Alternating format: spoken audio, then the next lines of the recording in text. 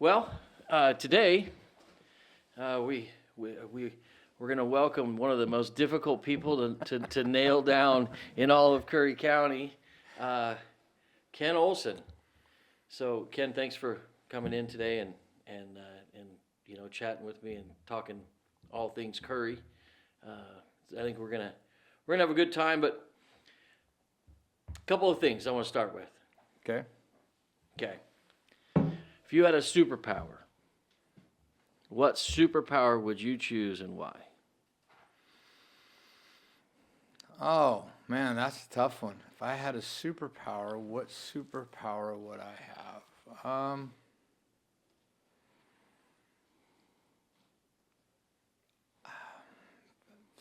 330-yard drive average, maybe, if I could do that. Okay, all right.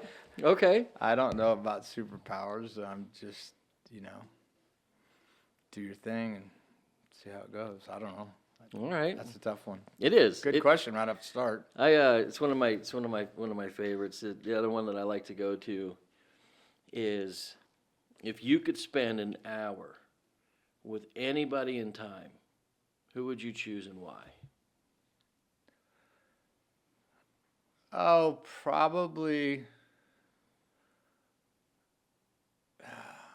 Currently, right now, I would say I would love to sit down and visit with Victor Davis Hanson.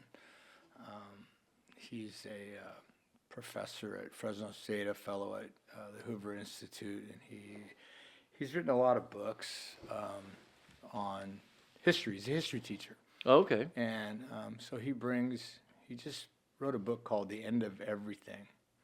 And it was taking 3 times in history where civilizations were completely destroyed, right? Thebes, Carthage, and the Aztec Empire, and completely wiped off, gone.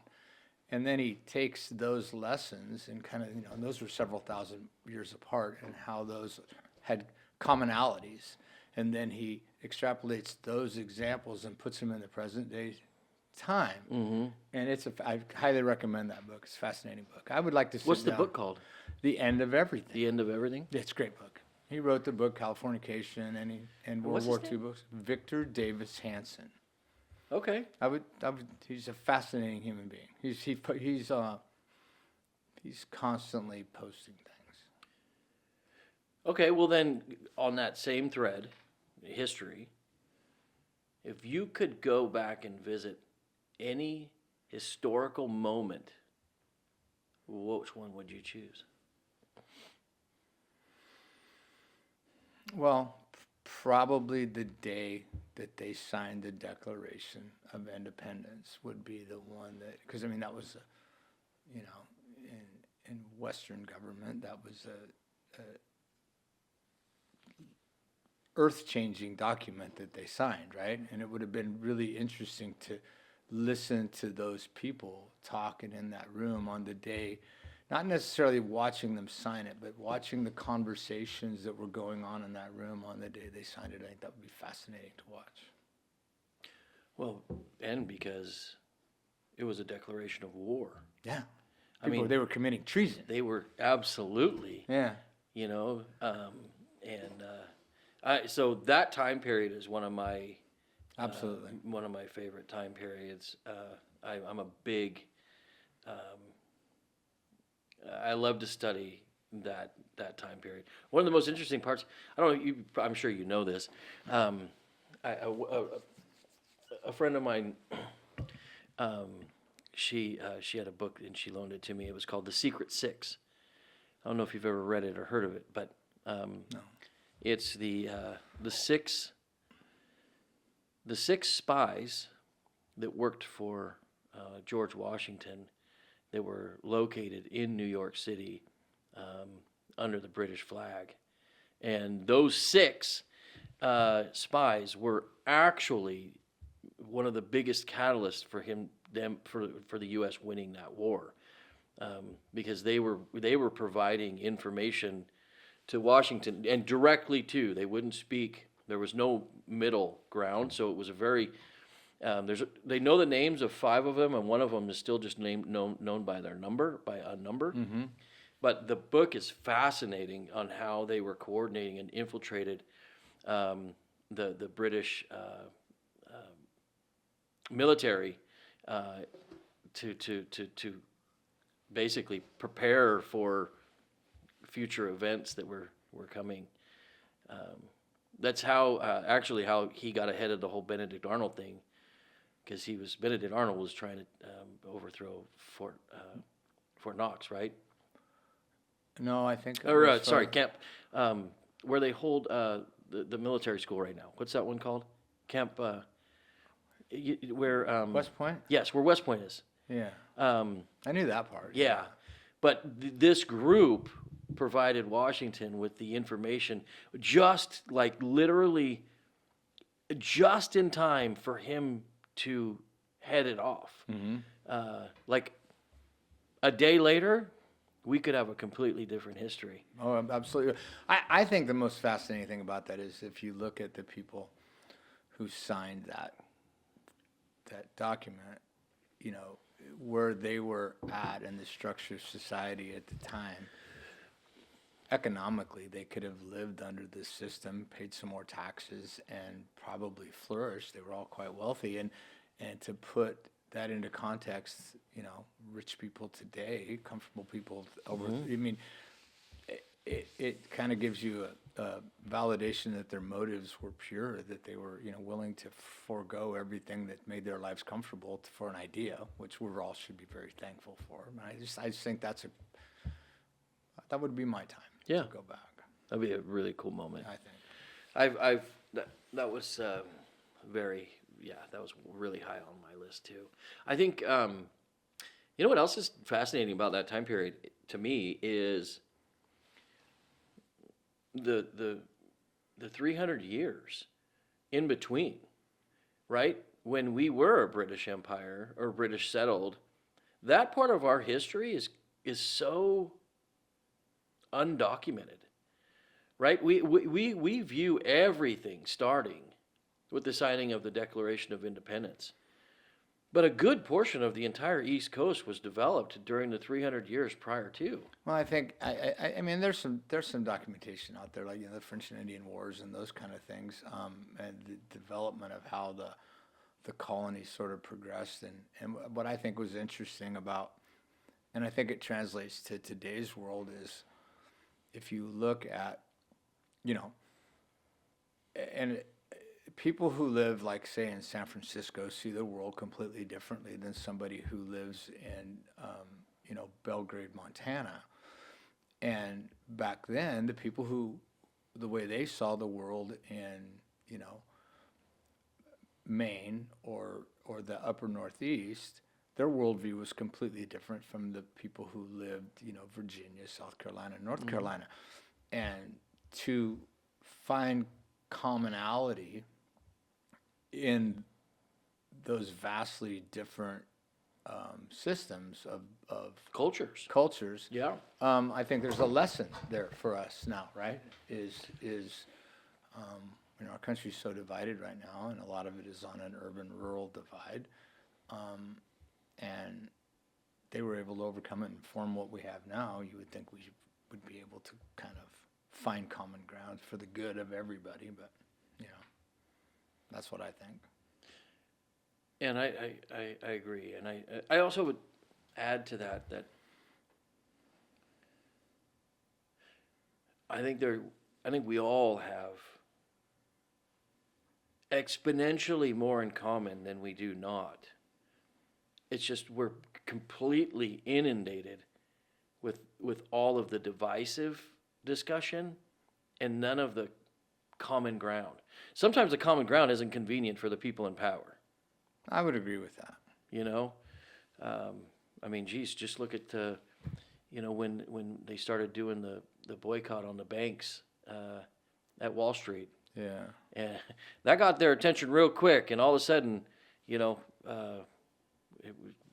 we're propelled into a new state of divisiveness. Well, I mean, in our own state, right? I mean, there's a huge divide, as people in Curry County can attest to. But, you know, I would argue that you could probably sit down at a backyard barbecue with people from, you know, West Portland or Eugene or Salem or any of those places that rural areas look at with suspicion, and have a barbecue with those people and find a whole lot of things to be, 100%. I mean, you go to an Oregon Duck game and it's full of people around the state, file in there from all different belief systems and worldview, and there's commonality there, right? And everybody is, on a political spectrum, you could be completely opposite of the people who sit next to you, but for that 3 hours,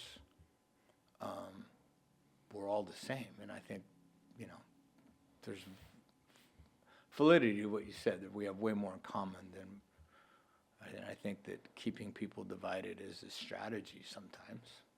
Certainly. It's been a strategy through all time. Of course it is. It's a method of maintaining control.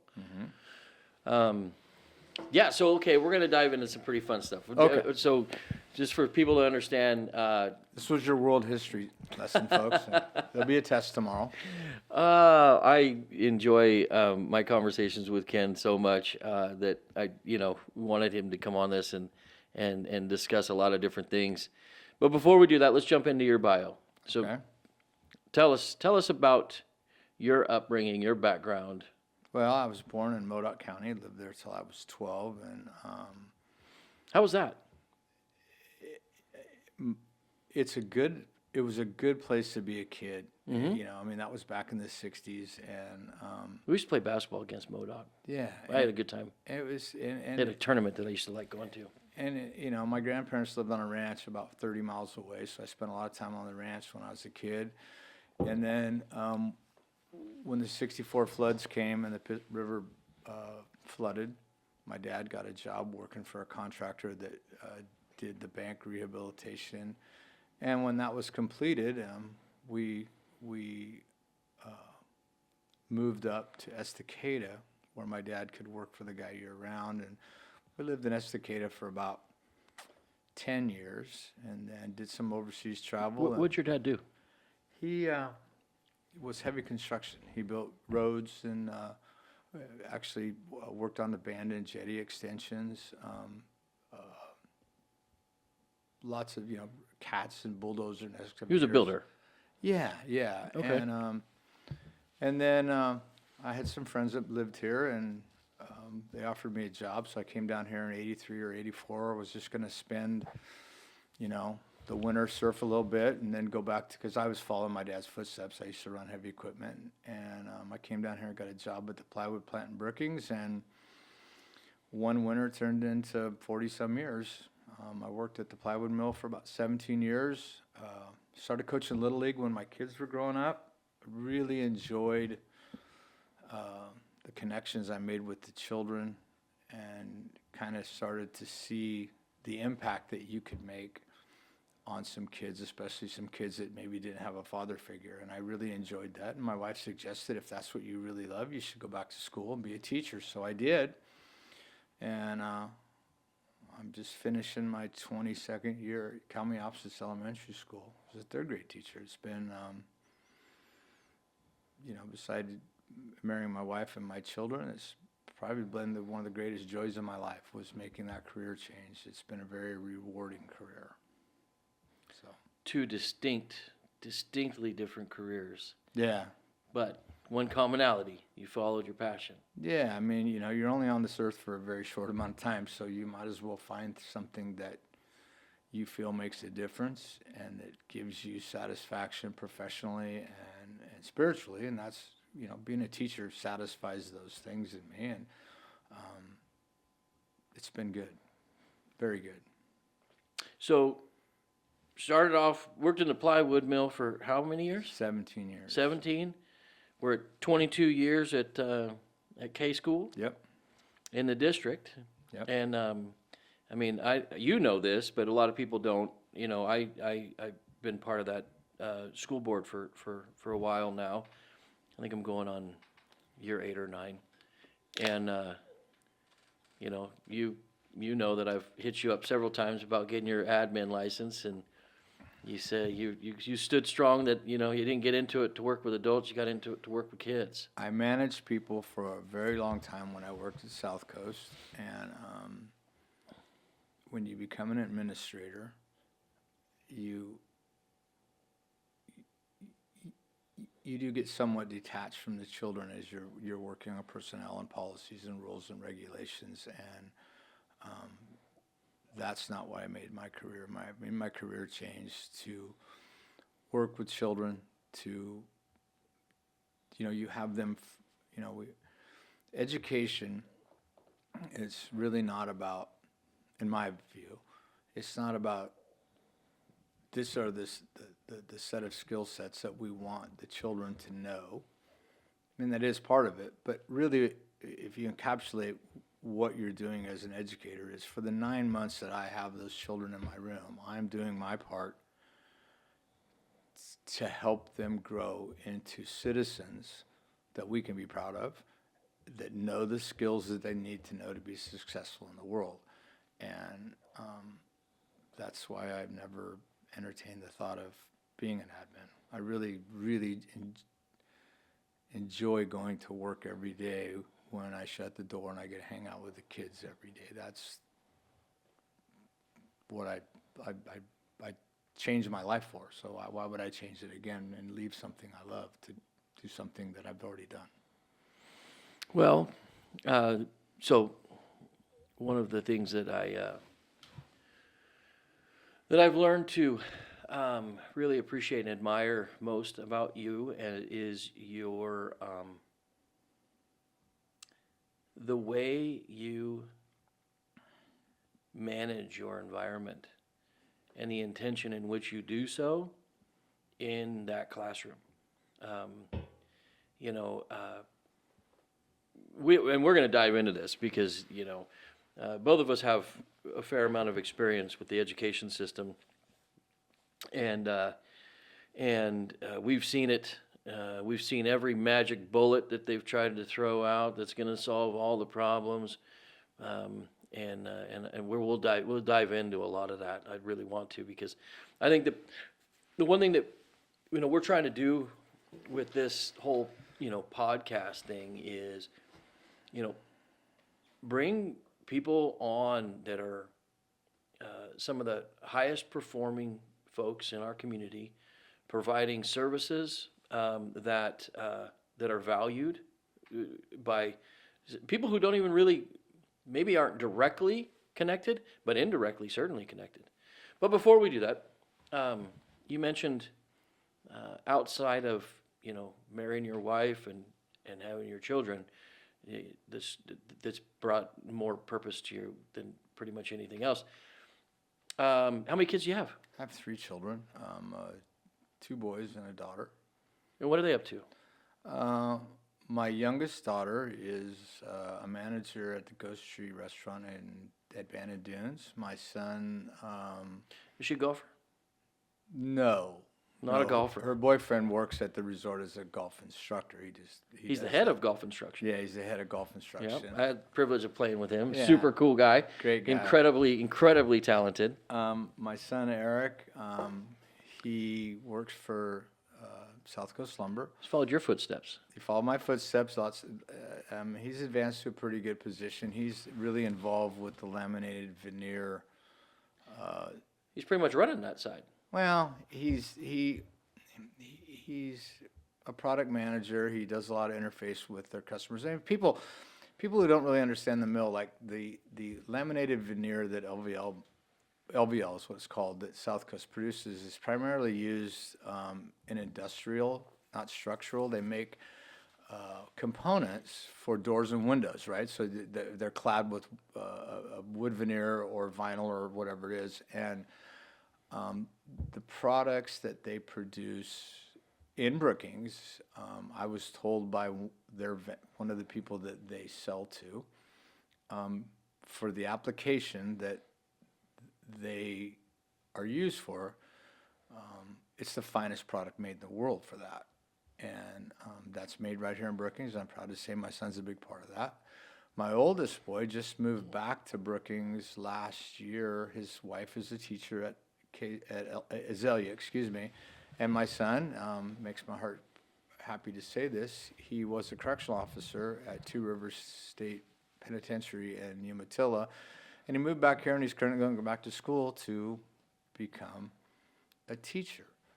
And, and I'd ask him why, and he says, because, and this is a quote from him, I want to feel like you do. That's what he said. Yeah. I want to feel the way you feel about your job. And so that's what they do. Yeah. Very cool. Yeah. Yeah. Very cool. But still, there's only one accountant. The lady I don't see very much anymore. Yes, my wife is the owner of Musser Olsen Accounting. Yeah. She's a Brookings girl, grew up here, Azalea Court, very smart, went to school at Lewis and Clark in Portland, got her MBA from University of Oregon, and she is a South County girl, and she loves living here. No, and you both bring so much to the community, and a lot of times, a lot of it goes unnoticed. And I think that you guys wouldn't have it any other way. You don't do it to be noticed. No. The efforts that you make to improve our community are purely for that. A town is what you make of it. Yeah. And you have to invest yourself into your community if you want the community to be something that you're proud of. That's kind of our belief, and we're very generous with youth organizations. We're very generous in community events. We're proud sponsors of the 4th of July. We're proud sponsors of the light show, and other things that my wife and I contribute to that maybe don't make the news. But yeah, and we're not atypical, I think. I think that's one of the great things about living, in Gold Beach, Brookings, and Port Orford is there's a lot of people who feel the way we do, right? That you need to participate in what makes your town the place that you love to live in, right? So true. Yeah, so true. A community shouldn't be defined by their ability to rally around an emergency. It should be defined on how they operate on a daily basis within the context of improving the community. And to be fair, and I think you could say this if you were talking to somebody from Gold Beach or Port Orford, I can certainly say that there are serious structural problems in the county on a lot of different platforms, that we need to address. And going back to the education thing, the one of them is declining enrollment in our schools is a huge red flag, and I'm certain it's applicable here. It's applicable in Port Orford, statewide, and it's not healthy. Mm-mm. And we need, and I'm maybe a little off script here, but we need to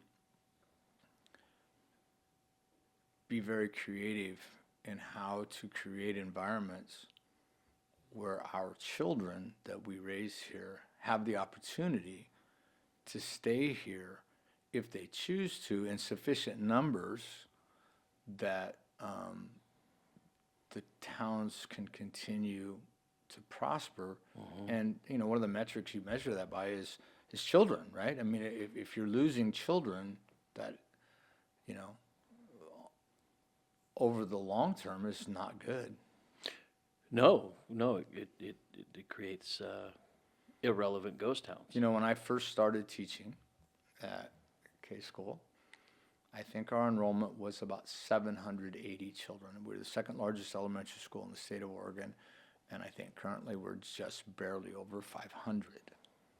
That's something that, and it's going down every year. We did move 6th grade. Not yet. Still 5th grade. Sorry? What do you mean we moved 6th grade? I'm confused. To Azalea? 6th grade wasn't there when I started. Oh. It was just 5th K through 5. It's Oh. the same 6th grade levels. Yeah. Okay. Yeah.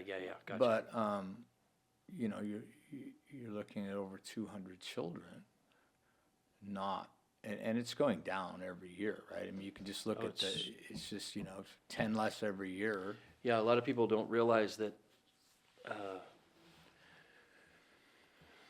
well, right now, our kindergarten class they're the 2020 babies. They're the COVID kids. And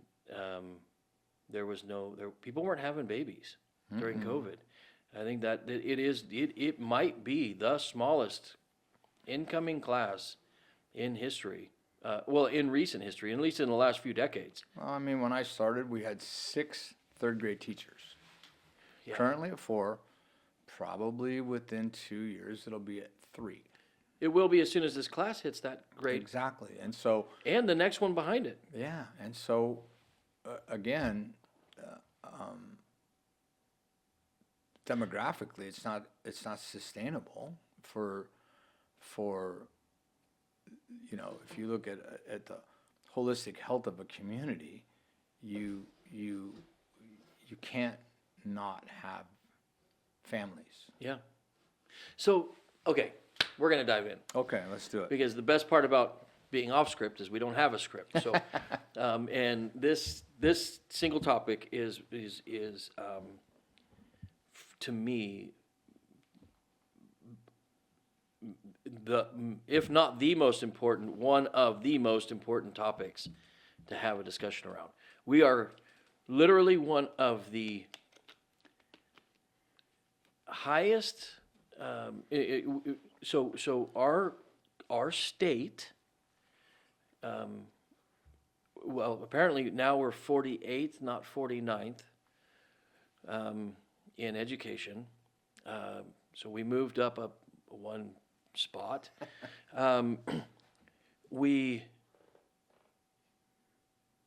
Our state has no problems investing in education and social programs. In fact, when I tell people what our per student cost to run the school is, I don't believe that money is the issue. I believe there's a lot of different issues, but I want to dive into those. But so we were talking about declining enrollment, right? Now there's some factors that are there's physical factors, not having babies. But the one factor, the factor that we can have an impact on is losing students to homeschool and outside schooling sources, right? So because right now we're close to, I want to say it's close to 13% of our district right now and it's growing. It exploded during COVID when we told everybody they had to stay home. So then everybody kind of realized, oh, this whole homeschooling thing isn't as out of reach as I thought, right? And so, and for people's own reasons, they chose to stay in that model. And it appears that more and more are going towards that model. Now, I have my own particulars about education. For those who don't know,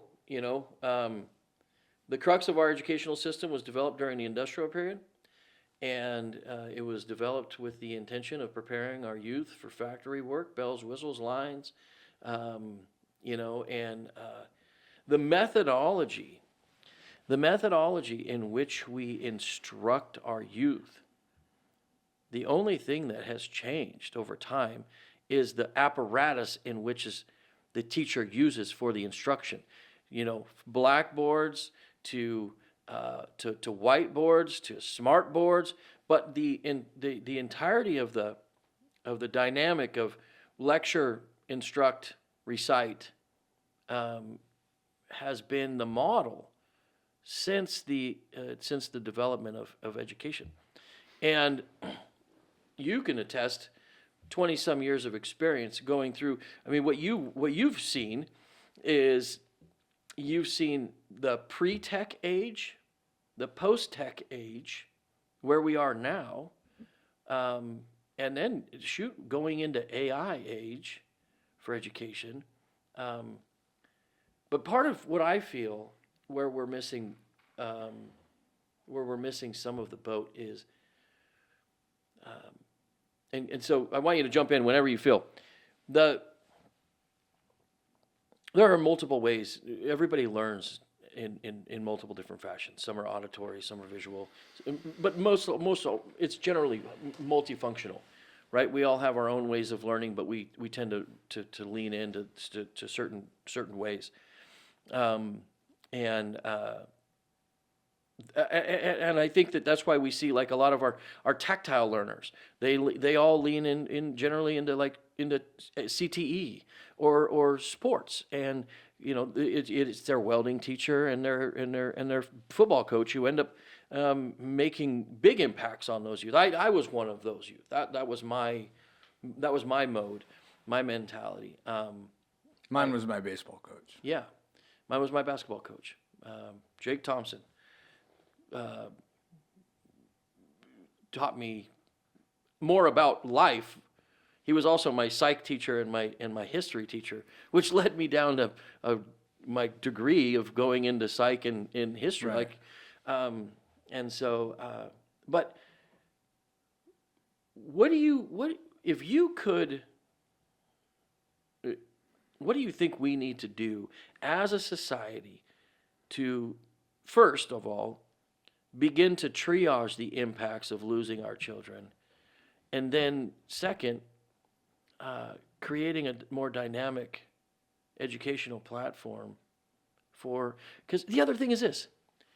The other thing that I've seen that I think it bothers me, if nothing else, is we used to rely on the educator's assessment of our children as the basis of what our children needed.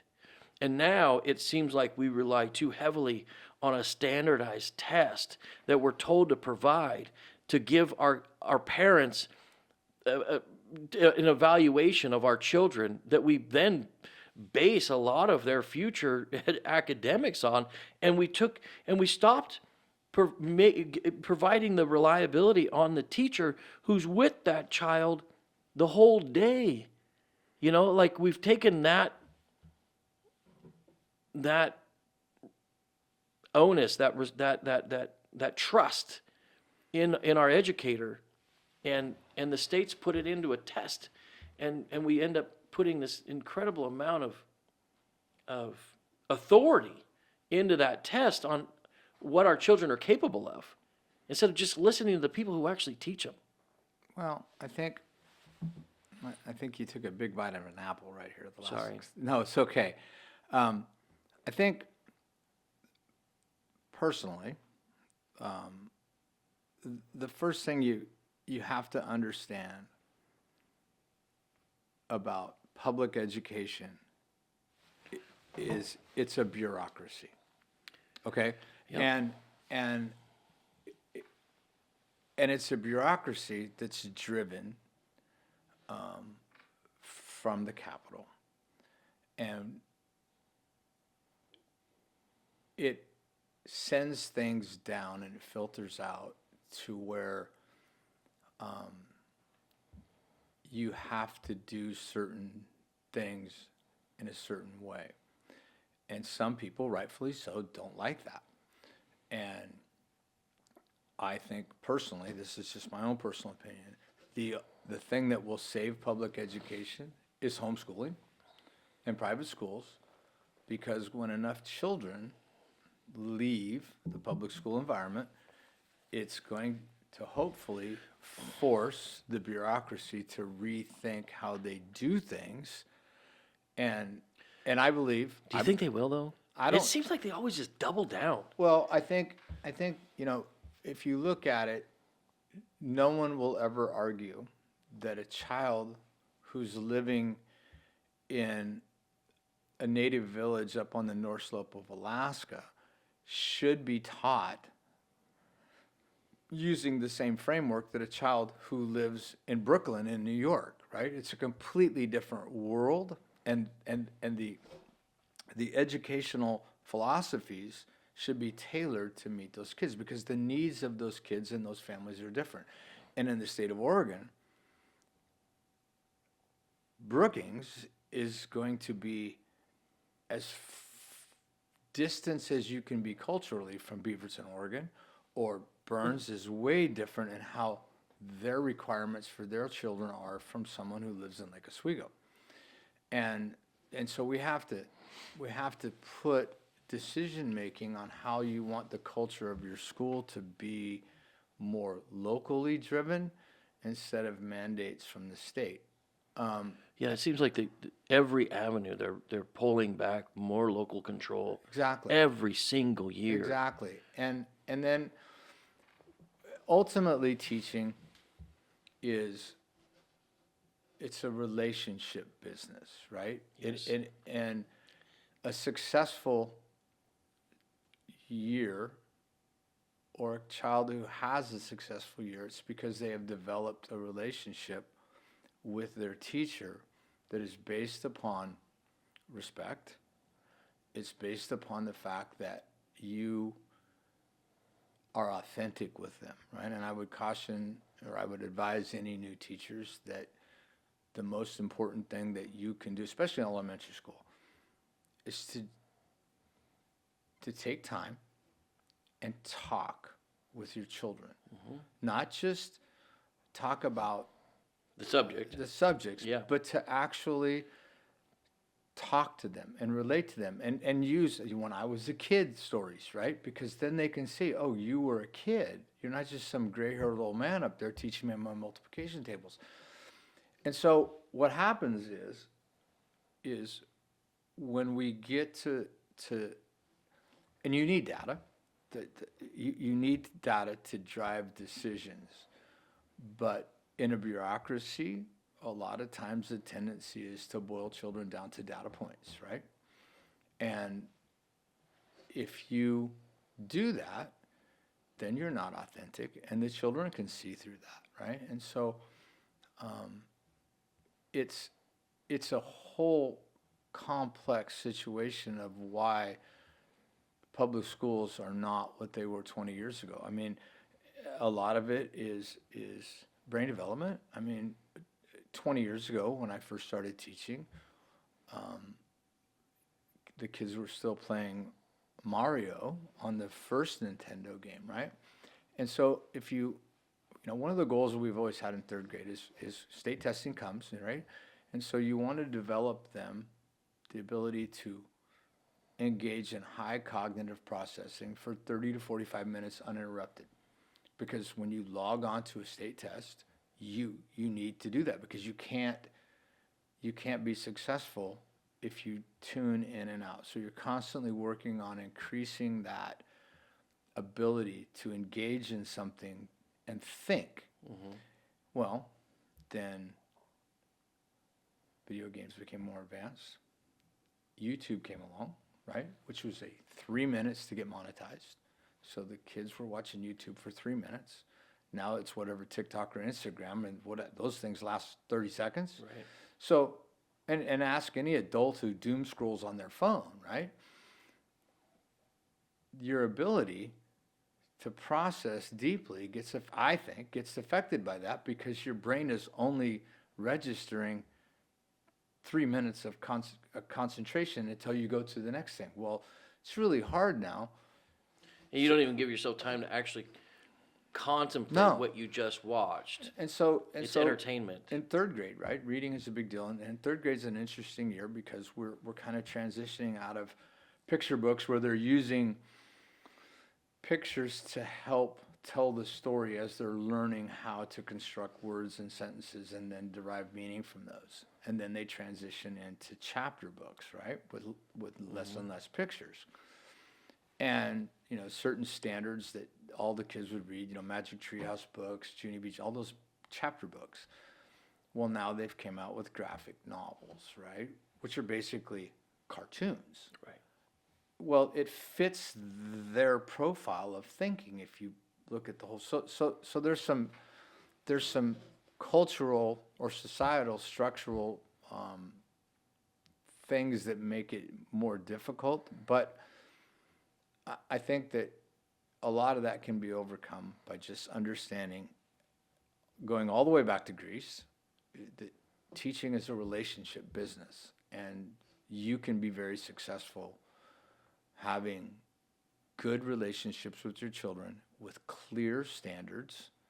And, most people will meet whatever standards that you set for them, or they will attempt to. And so if you set high standards, the kids generally will try to meet those standards, and you have to construct your classroom in a way where they want to do that instead of having to do that. But that comes through conversations, right? Part of that, going back to, we're trying to build citizens, right, that can critically think, that are responsible for their choices. And you have to teach that, and you have to teach that with authentic conversations. And that's what I think. So if you could change 3 things about our system tomorrow, what would you start with?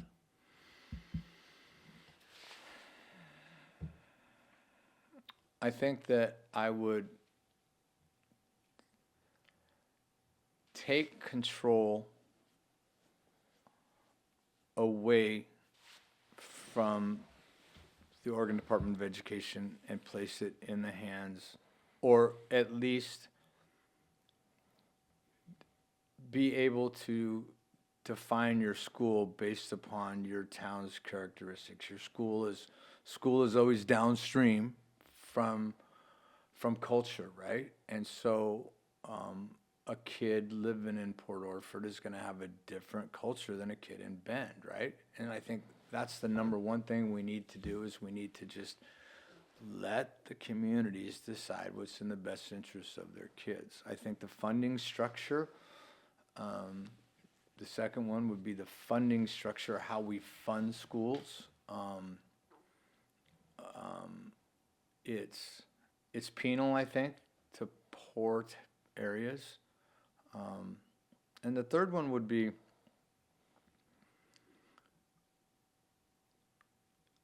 and I hope my admin aren't listening to this, but I think that admin, when they, and I'm not speaking of my school, I'm speaking about public education in general. The entity. institution. I think that when you go to renew your administration license, part of your continuing education is that within that 3 or 5 year window that you have, you need to spend 2 semesters back in the classroom, living with your or policy mandates that you've implemented or have been implemented through you by someone else, to see actually how those policies affect the ability of teachers to be successful.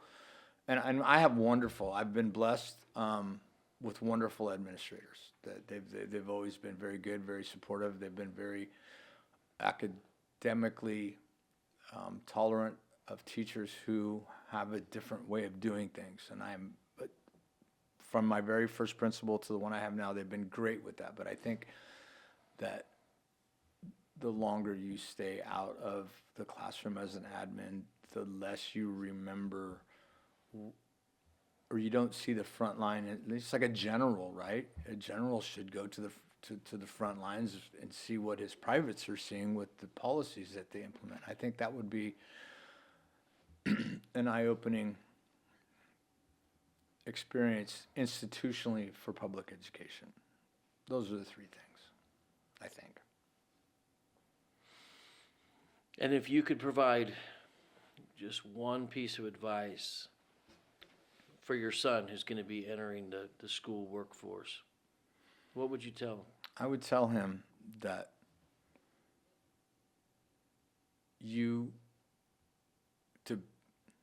it's a relationship business, and that includes parents, and that you are accountable to the parents for their child's well-being, their educational progress, and safety.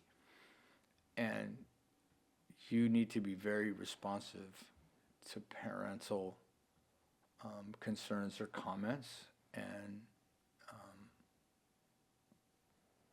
take parents seriously. And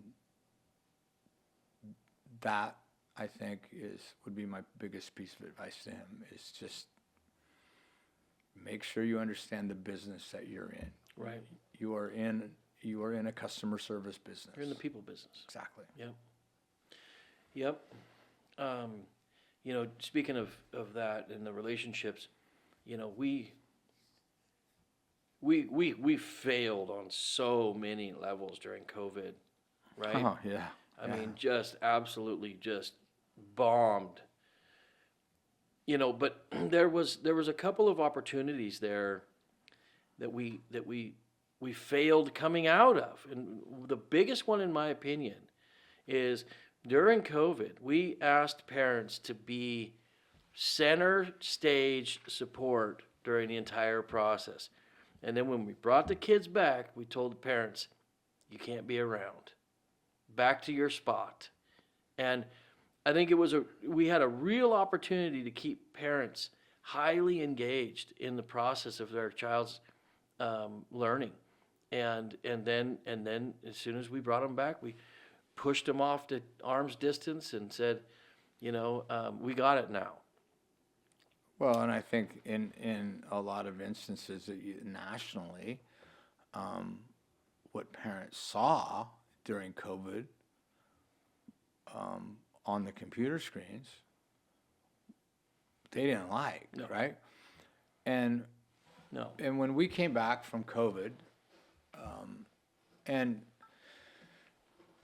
I think, you know, there was a lot of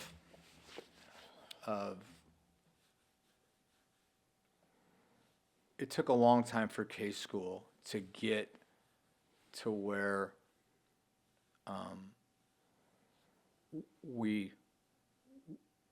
don't want to use the word welcome parents back in, but we definitely kept them at arm's length. And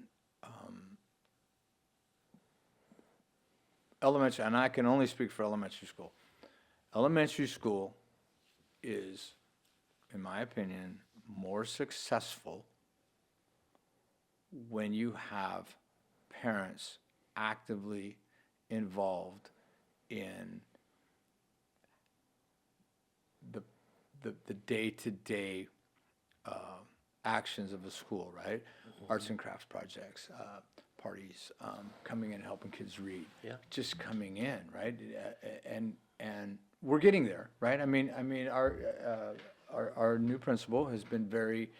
A lot of our meetings, when we break into groups on once a month, his topic is generally always the same thing, which is, I want you guys to come up with organic ways to engage parents to get them into this school. So I think that we're on the right track. Yeah. I really do. And you're seeing more parents coming in and signing in, and a lot more parent visitors coming in, and it's good, right? I mean, I know that it sometimes can cause some consternation with some teachers when you get, you know, because when you're in the classroom in your groove, it's always a disruption, whoever comes in the room, right? Sure.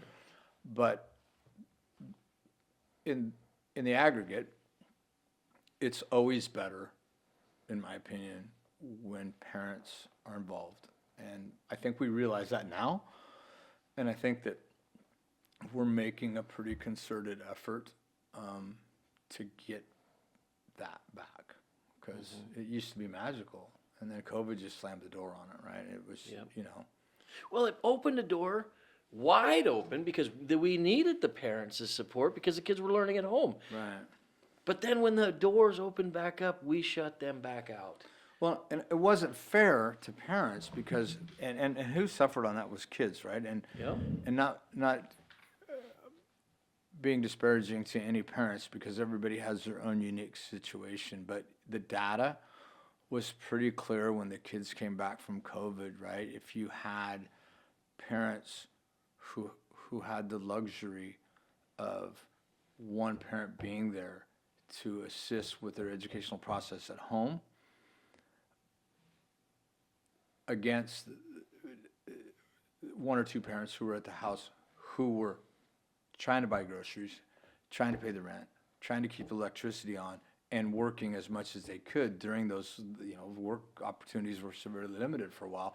And they were just trying to keep their heads, because they didn't have a ton of time to sit there and work with their kids. And the data was very clear on that when it came back. I mean, a normal distribution of abilities on reading, right, is we grade them into above grade level, grade level, approaching grade level, below grade level, and it's coded as blue, green, yellow, red.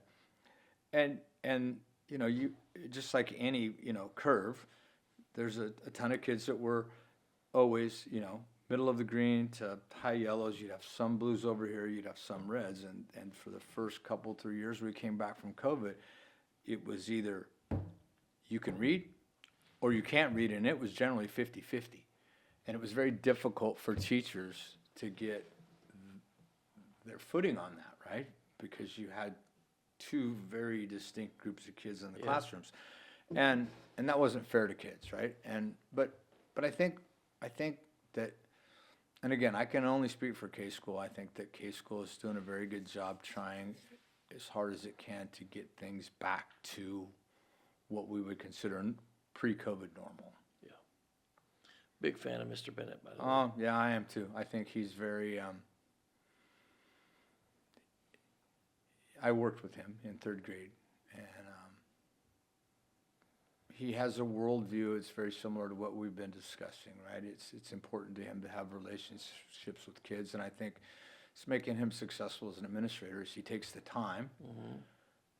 He's very busy, but he takes the time to know the kids, to understand the kids, to listen to the kids, and to develop those relationships with them, right? Because if you develop that as a kindergartner with the kid, you have that kid for 6 years, right? A third of their childhood is with you, and he invests time in it, and I'm a big fan of his. I agree. Yep. No, it all boils down to relationships. That's what it all boils down to. 100%.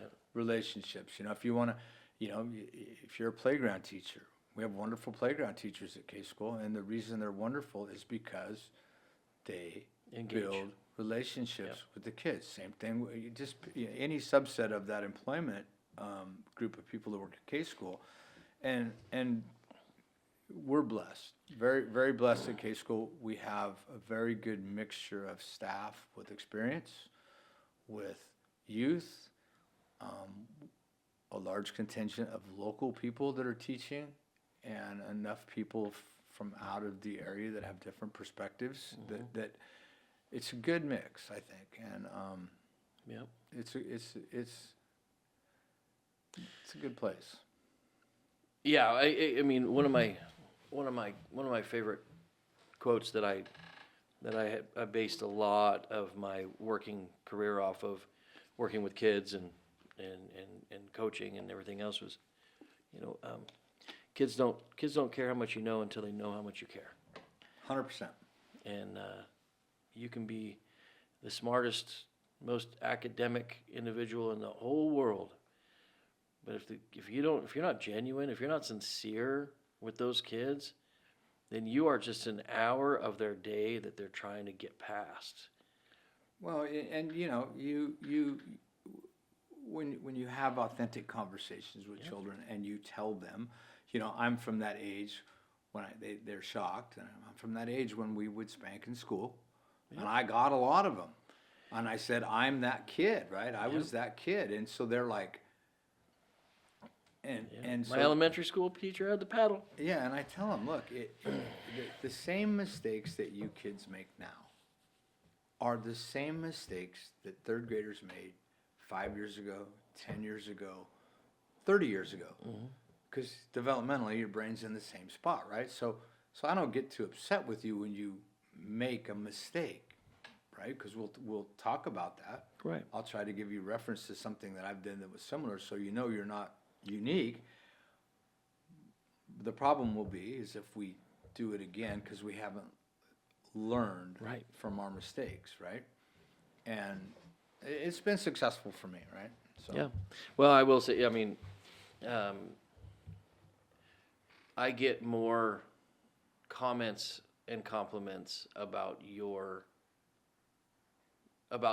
impact on kids than I think than many No, and again, going back to what I said earlier, we are blessed there's a lot of people who make a lot of great connections with kids, right? It's not, but I appreciate the compliment. Yeah. But but it's just, and I wish, I think maybe when you went back to ask me what's 3 things I would change, I would probably amend that to this conversation expanded and implemented in teaching colleges, right? Like all of this developmental stuff that you need to know, pedagogy and all of that stuff. But we need to make sure you understand what you're really doing here is relationships with kids, and I think that needs to be taught, because when you come out of a teaching college at 24 years old, you don't know that. Right. You're just a kid still, right? And I think that and when I talk to new teachers, people who just come into the profession, that's what I tell them. Talk to your children authentically, right? And generally speaking, kids will respond to that. Well, a lot of people in that setting, they haven't grasped or maybe understood or appreciated, for a lot of those kids, for a lot of kids in your classroom, you are the most successful person that they've been able to spend a considerable amount of time with. And what ends up occurring with that is gives you great influence. And what I always challenged coaches, teachers, and our staff, you're going to have influence on these kids. The question is, what are you going to do with it? Are you going to influence them to just try to pass a test? Or are you going to influence them to become a better person, to grow their character, so that they not only work on being a great student, but they become a great person? What are you going to do with the influence that you've been granted by your interaction with these youth? Well, I think, and I agree with you 100%, and I think that especially the luxury we have in a rural environment is, and even though Brookings has got 12,000 people, when you really get the core group of people down that have children, it's a very small place. Yeah. Is understanding whether you grew up here, which is an easier assimilation into this, or if you come here, is understanding the culture of the town. And I tell parents this all the time, right? Like we may have nuances in how we raise our children, but for the most part, most of us agree on right and wrong. Most of us agree on standards and expectations. And to see true growth in a child is when because no matter how much time you spend with a kid, you're still never going to be their primary influencer. It's their parents, right? Good or bad. And when you understand what that dominant culture in your community expects or believes in or teaches or values, and you're able to tailor those conversations that reinforce that, then what happens is you're just taking that time with the kids and building upon what a lot of those kids are hearing at home. And you know what's right is right, what's wrong is not my own beliefs. It's just what's generally accepted as what we want to be as a citizen, right? This is right, this is wrong, this is why we do things, this is why you hold your own self accountable for the things that you do. And hopefully parents are teaching that same thing at home. And if you understand the community, then you should be able to be pretty confident that they are. Not all of them are, absolutely, but that's when you see a kid grow. That's when you see the kids start to really, I'm getting it from here, I'm getting it from here. And sometimes if a kid does not have the best home life, you're way more influenced on that kid's outlook. But if we're all generally on the same wavelength about what we think is important as your kid develops, then we're just reinforcing each other, Reinforcing. and then the kids grow really, really well. Yeah. That's the way I see Yeah. No, I mean, it's such a big topic. it. Yes, Um, it is. One thing I want to pick your brain on and ask is, what's your, what are your thoughts on voucher programs? I'm in favor of voucher programs. I may be not what you're supposed to say as a public educator, Hey, I But- am too. but I believe that a child is the most important asset a parent has. It is the reason that you do all the things that you do. And ultimately, you should be responsible for how you want your child educated and in the environment that you want your child in. And if that's a non-denominational private school, a Christian school, a home school, a charter school, a public school, that you should be allowed to do that on an equitable basis monetarily with tax dollars that everybody else enjoys. And I think, and again, I go back to what I said earlier. I truly believe that public school, private school, or sorry, excuse me, homeschool and private school could be the very thing that saves public education from itself, right? Because if enough children, and especially if enough children of those that pass the state test, that provide the data points that show that the public school is doing a wonderful job, leave, then it may get the attention of saying, as a bureaucracy, because they don't like to change, it doesn't matter which bureaucracy, they may say, we may have to make some modifications to how we do schools as far as behavioral standards, as far as how we approach parents, how we structure the schools, how we acquiesce to local culture. Yep. And I think that would, and I believe that. And I know that I've had multiple students post-COVID whose parents at the end of third grade, and I'm talking about kids who on the track they're on are valedictorian, salutatorian type kids, had pulled their kids out to homeschool. And for them, it's a cultural thing, right? It's a cultural thing. Or a lifestyle thing, right? My kid can get done with school in 3.5 hours, and then we can do the things that we value as a family unit more than, and I had a parent tell me that the thing that they found with homeschooling, this was an interesting comment, was how much time and to preface that, it wasn't a critique. It was simply a statement of how much time is wasted at public schools. Transitions,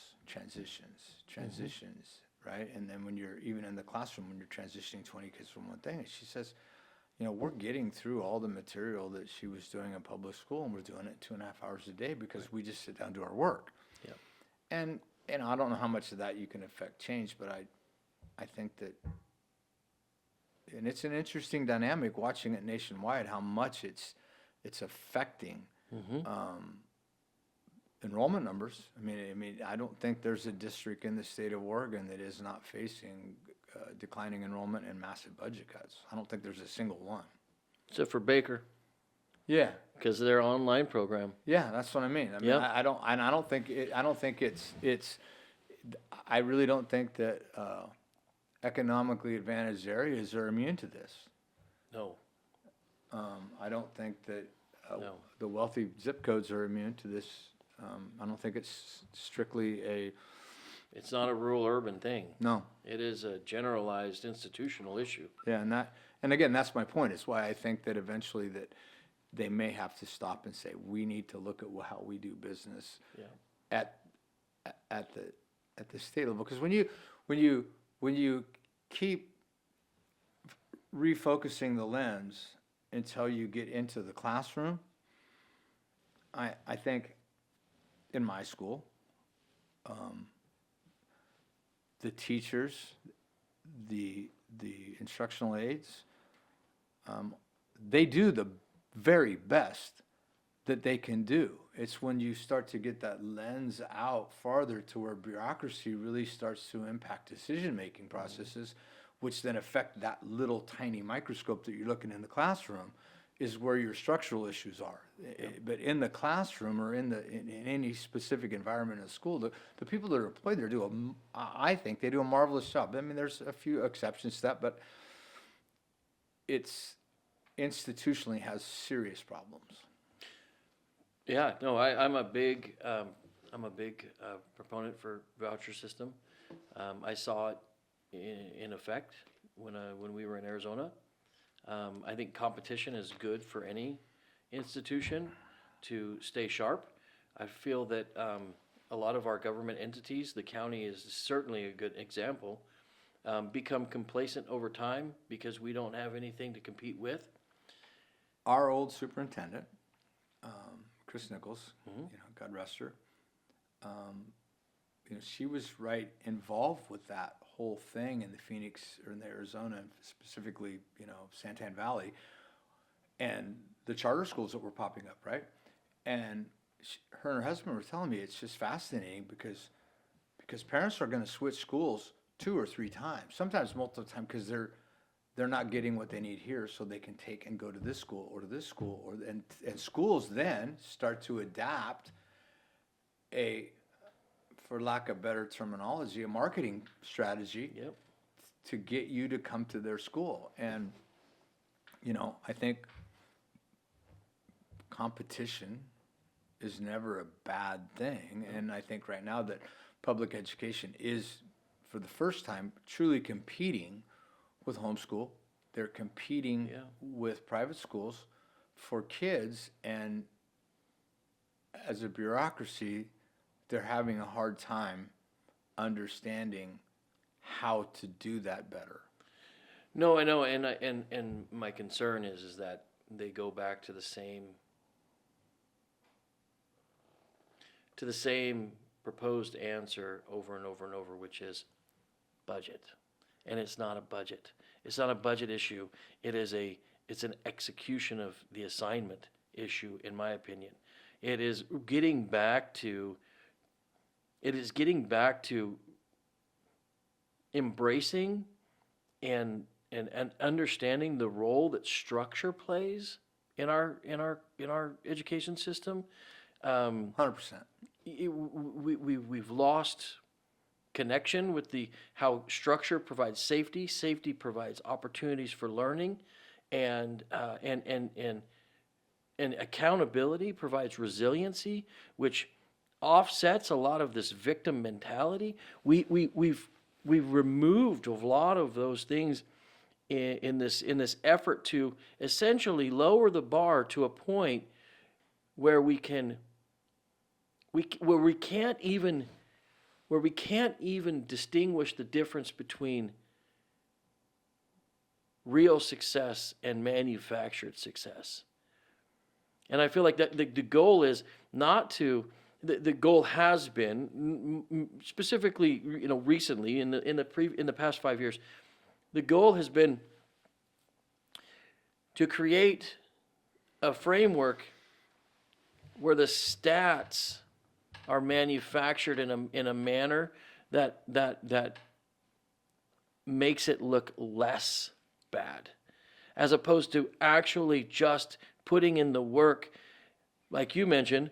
If you set the bar, I want my child to be with who sets the bar the highest, because our kids are so resilient. They're going to strive for the bar. They're all going to strive for the bar. But when we create a bar that is so low in some circumstances that we end up with 50% of our third graders who can't read, as opposed to the 50% who can, we end up, in my mind, we end up giving ourselves, the institution, a new obstacle in the future that is going to manifest itself, and in which the answer, my fear, the answer that the question that they're going to answer that with is, well, we needed more funding, and that's where we fell short. And so I feel like there's such a lack of ownership, especially at the state level in our Department of Education, on how our current outcomes are being derived. That unless that ownership occurs, we are doomed to repeat this circular effort of reducing the bar, making excuse, needing more money. Reducing the bar, making excuse, needing more money. Well, that is a truism through any bureaucracy, right? Yes.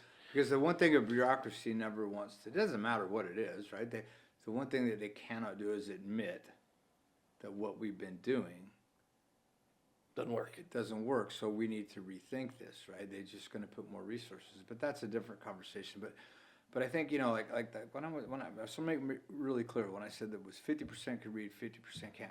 Those were our kids that were entering kindergarten, first grade, second grade during COVID. Now that I'm seeing kids that came into the school post-COVID at kindergarten, right? We're right back to our normal, fairly normal distribution of ability levels. But I think But we have this group that's forever going to be moving through our system. it's criminal what we did. Yes. Criminal.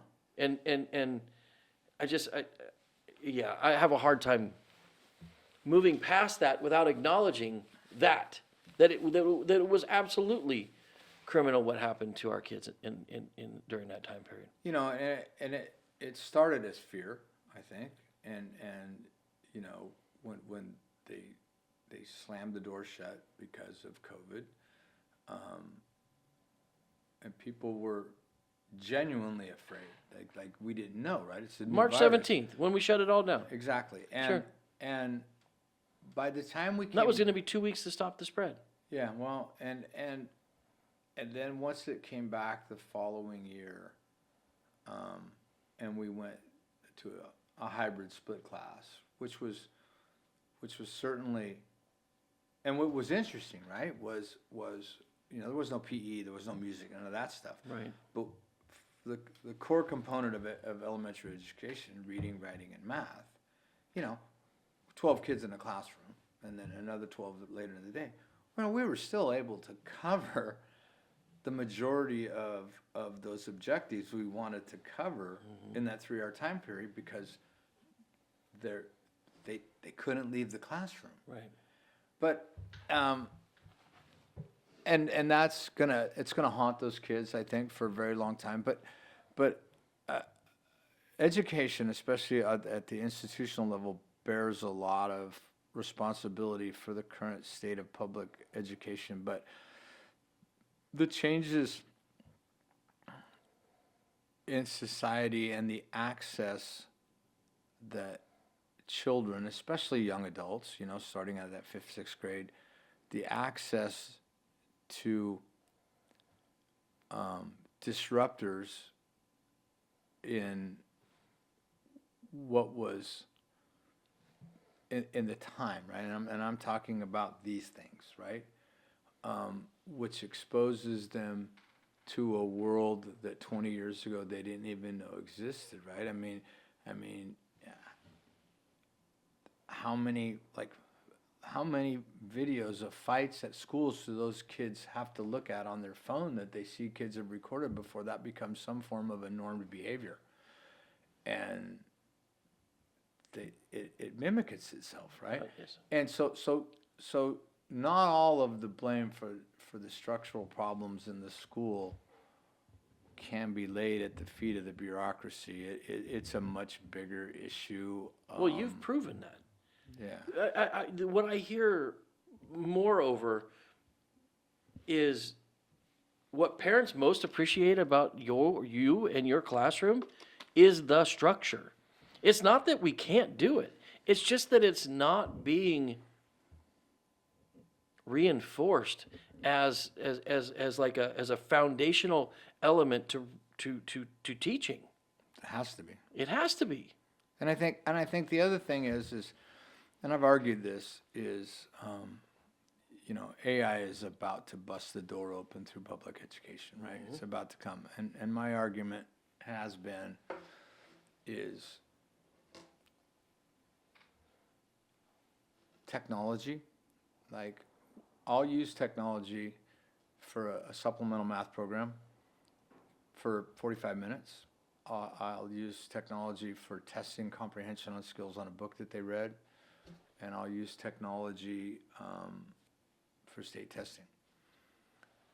But I think public schools should make a concerted, especially in elementary grades, a pencil and a piece of paper is more valuable now than it's ever been, because they get enough screen time when they're not in school.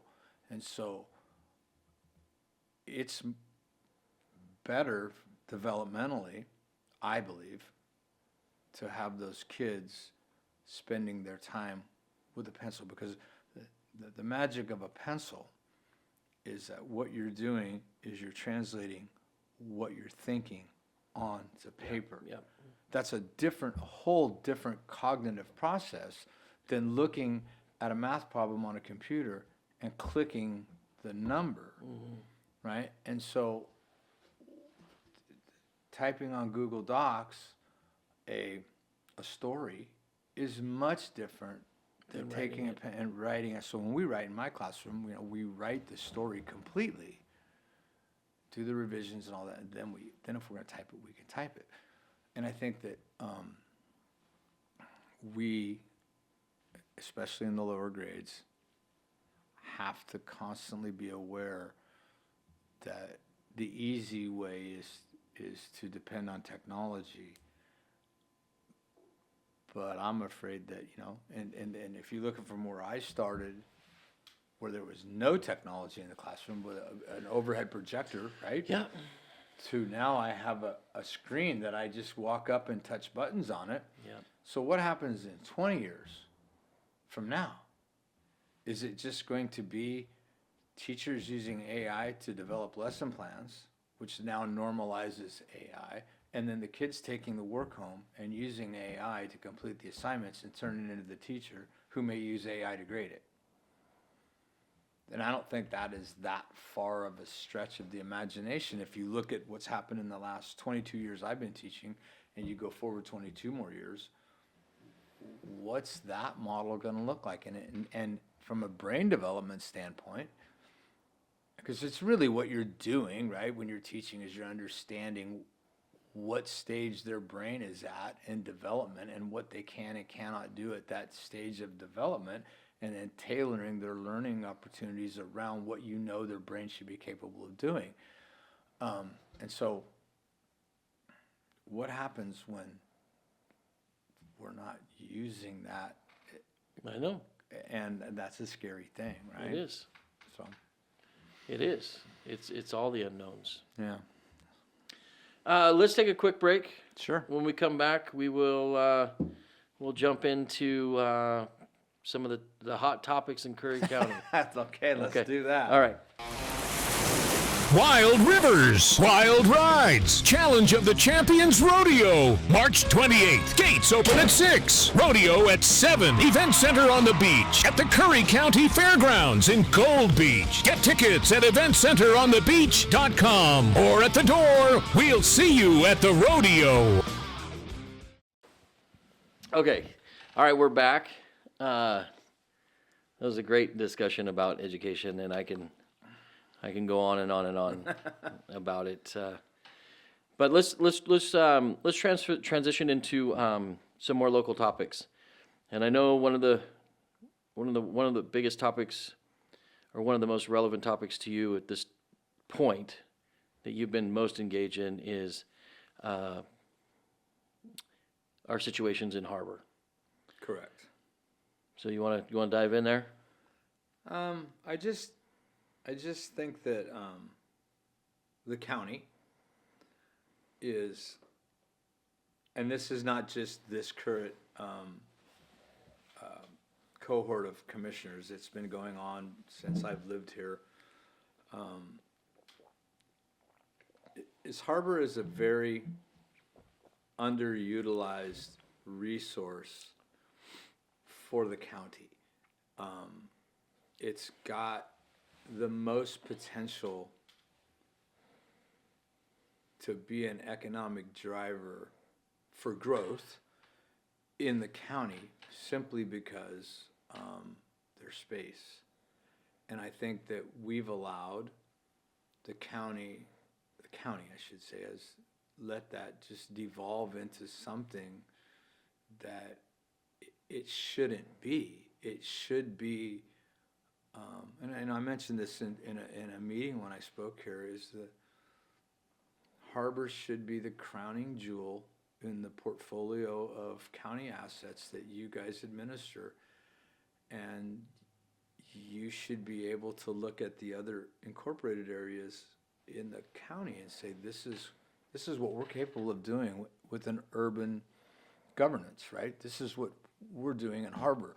We have this, we're growing this, these businesses are opening, we are progressing. And there's some structural issues, right, that are prohibiting that from happening. And it bothers me. And I've been a Harbor resident since 1995, and I've watched it. So that's very important to me.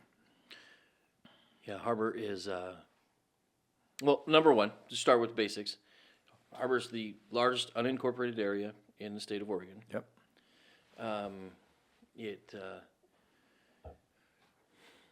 It certainly has some incredible opportunities. Those opportunities are surrounded by a few obstacles. Yep. In terms of growth, the greatest obstacle is zoning. I mean, we have the entire Harbor Bench that is prime. It is the most prime real estate for development in all of Curry County. When we talk development in Curry County, I mentioned this in some others, and I've said it a few times, but it doesn't lose its merit each time. I feel like it gets actually a little stronger in my mind. 4% of Curry County is zoned buildable land. Right. And of that 4%, a fair amount of it is on steeper terrain. Yeah. Flat ground, what's the percentage of flat ground Yeah. that's left? It's right there. Yeah. It is right there. Yeah. And so That has the infrastructure and the size of a community that could accommodate yes. that kind of growth. Now, I will say that I would not want to see the entire Harbor Bench converted into subdivisions. I wouldn't want that, but I think that there's a mix of things to do. But again, But that wouldn't be the worst thing either. no, but let's just put it this way. Let's just say that we could change the zoning, and you could say put houses on every acre, every half acre, every quarter acre, whatever that is. Without structural changes to the governance of Harbor, do you just make the problem bigger by adding more homes, right? So you see what I'm saying? I do. Is the issues that are affecting the established neighborhoods in Harbor, why would you not think that those same structural problems would just transfer to new neighborhoods? And so I think you have to, before you entertain the idea of that, we have to fix what's wrong with the current version of Harbor. And, that's kind of the county's deal. And I know you guys are working really hard to make some changes, but Well, let's be more descriptive then. What are the top 2 or 3 things that need to be addressed right now in Harbor, in your opinion? homelessness, code and zone revisions. I think that there's over the last 50 years, Harbor has been allowed to grow in ways that are not consistent with commonality in how neighborhoods are developed and grown. And I think that there are zoning things that, and I'm not talking about housing. I mean, like you can't have this piece of property like this in this area, and I don't know if that's doable. And the other one is, But flesh that out. What do you mean? well, like, Be descript. well, like in my neighborhood. Okay. Okay. I have great neighbors. I have wonderful neighbors. But once you get to my property, it's a gravel road all the way through the properties, right? But then you go to the next, because all the little feeder roads going up to the base of the Harbor Hills, they just look like they were built with completely different sets of standards. And The roads or the properties? The the houses? roads, the properties, the We're talking about like abatement issues? yeah, it just doesn't look like if you drive through Brookings. Now there's definitely different socioeconomic neighborhoods, Sure. but there is consistency when you drive through the neighborhoods of what you see: curbs, gutters, sidewalks, roads. And I get a lot of those are private in Harbor, but I would like to see if we're gonna grow to maybe figure out how to provide a standard of what the roads should look like in Harbor. I mean, Yeah. and that's difficult because I've lived in Harbor long enough to know that people who live in Harbor are very independent. Yeah. And but those are things that you could spend years working on. The immediate one is the homeless problem. That's the biggest issue, and I think it hurts property values. I think it hurts businesses.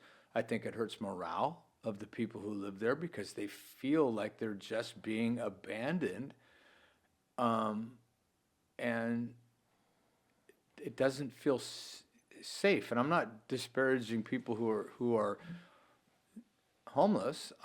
It's the reality. We heard it from the CTR guy the other night at the meeting where he said it's not safe. It's not safe to go in and clean up the homeless camp. Well, if it's not safe to clean it up, then I'm gonna guess there's a lot of those campsites that might not be safe, and that's what people feel. And that's the big flashing red line or red light that needs to be addressed. And credit to you and the other commissioners for responding to that and having the open house, which I thought was the most powerful public meeting I've been to in the 40 years I've lived in Curry County. And watching going to the workshop, that was an eye-opening thing.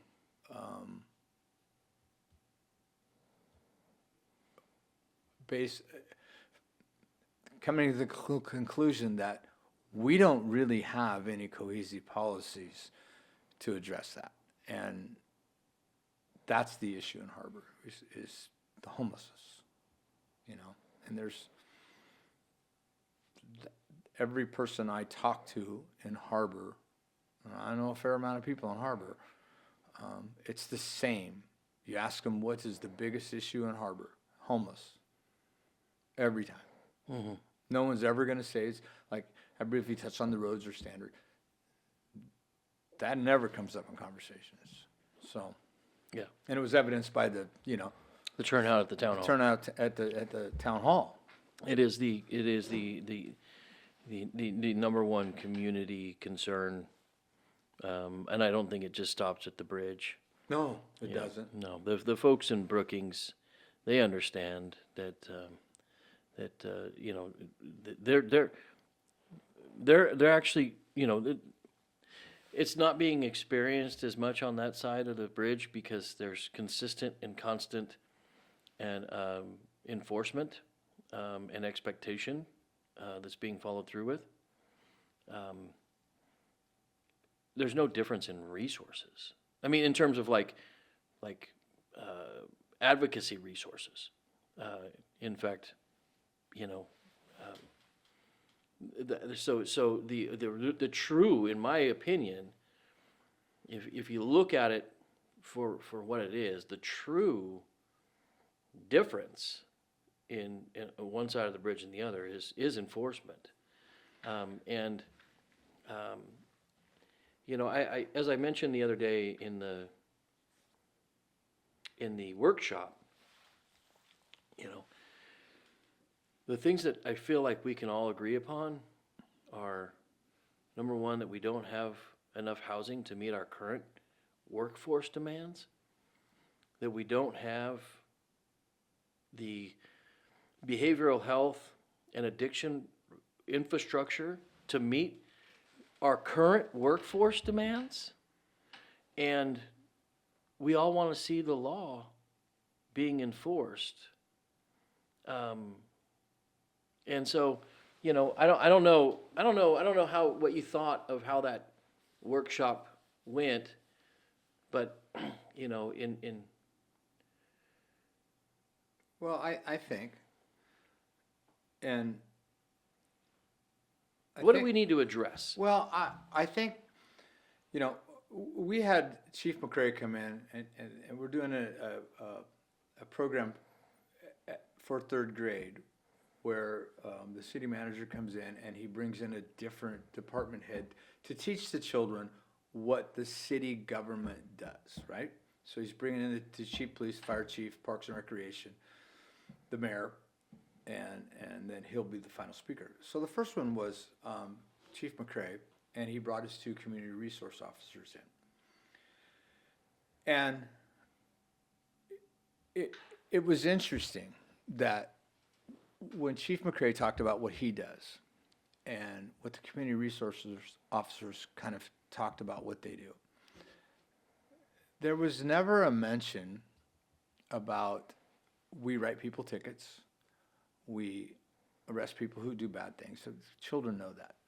The overarching message from them was we're here to help. Now Chief McCray, he was telling the things that his officers do. You know, if you lock your keys in your car or right, we're there, and help came out of his mouth, you know, 20 times. Then when the community resource officers started explaining what they do, and it was help.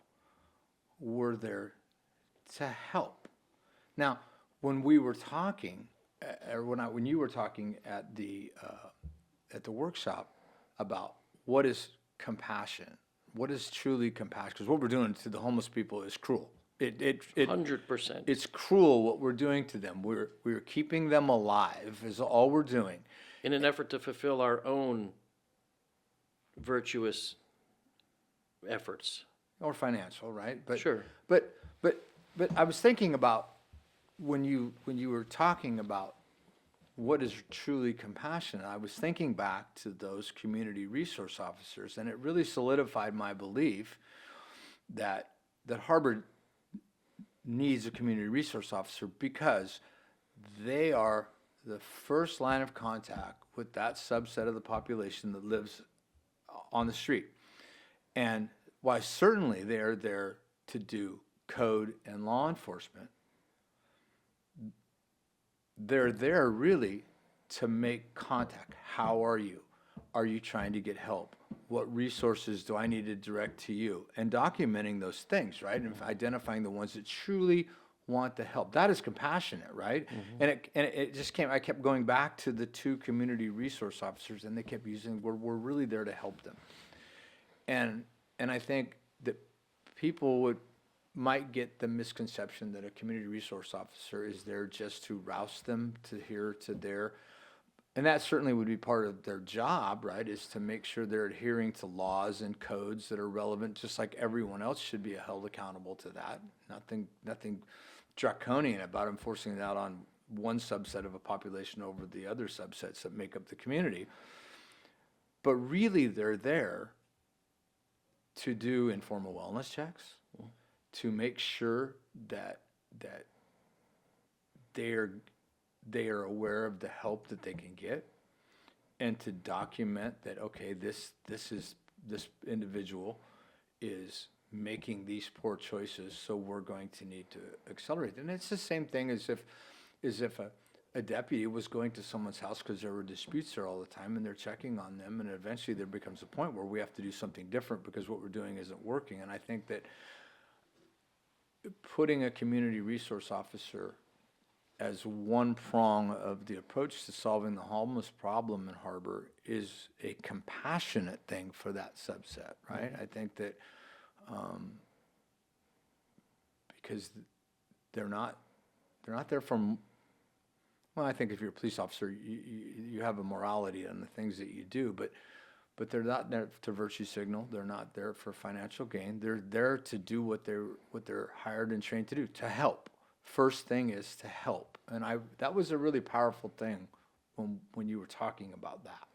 And then acknowledging the fact that we do not have the resources to take care of our own regular populations. And it's inhumane to keep them living in a third world environment without trying to find them places to go with help. And if that's out of the area, it's out of the area if we don't have that. Yeah. And that is compassion. I know. It was brought to me after the meeting. I had a follow-up meeting afterwards with our regional solutions representative to the governor's office. Yeah. And she said, well, what about the folks that are from Curry? And my answer didn't change, because my answers would remain the same, because just simply for the fact of this. And I said, this is what I told her. I said, look, if my daughter suffered from a medical condition, let's say she has high levels of autism, and we don't have services in our area for her, I'm moving to get her to the area that can serve her. Yes. If we have individuals who are local residents, who are homeless, who are suffering from from conditions that we still can't deliver babies in Curry County. Yeah. Right? So we're certainly not in the ability to have long-term residential addiction and mental health services. But we need to find where those places are for our folks so that they can begin to heal. And I would argue this, that let's just say that it was only people from Curry County. I think that number, if that was it, I think that number would be a number that would be manageable by the county. I really and truly believe that, because like I said, I've lived here a very long time, and I know I can recognize a few of the homeless people that maybe are local, but most of them are not. So the response to the regional lady is if it was just Curry County people, what's that number? It certainly isn't the number we have. In fact, it's probably less by a factor of 20 than what we have now.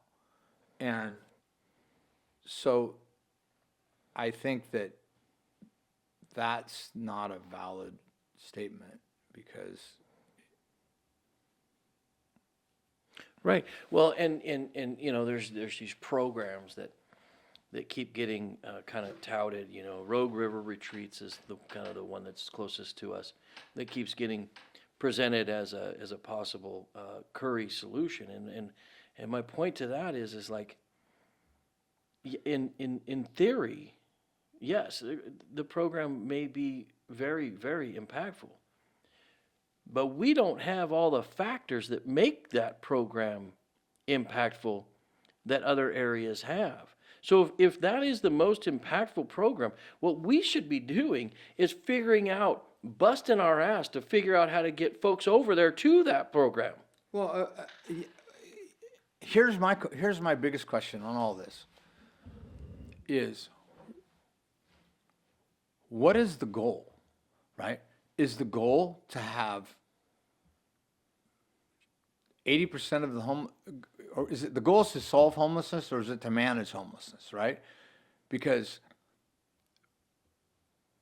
it doesn't seem to me, listening at the town hall to people who are advocating that the goal in any way, shape, or form is to reduce the number of homelessness.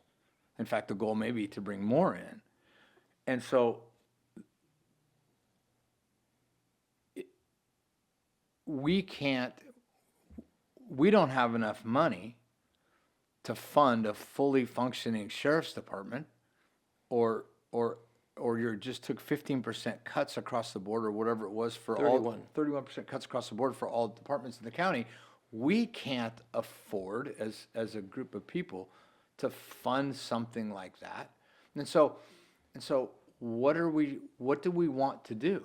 Like, and I would tell you that the people who live in Harbor say we want a dramatic decrease in the number of people who are living homeless on the street. Now, an interesting side note to that is, here's an interesting comment that I hear from lots of people. And this is the compassion of the people in Curry County. They say, look, you know what?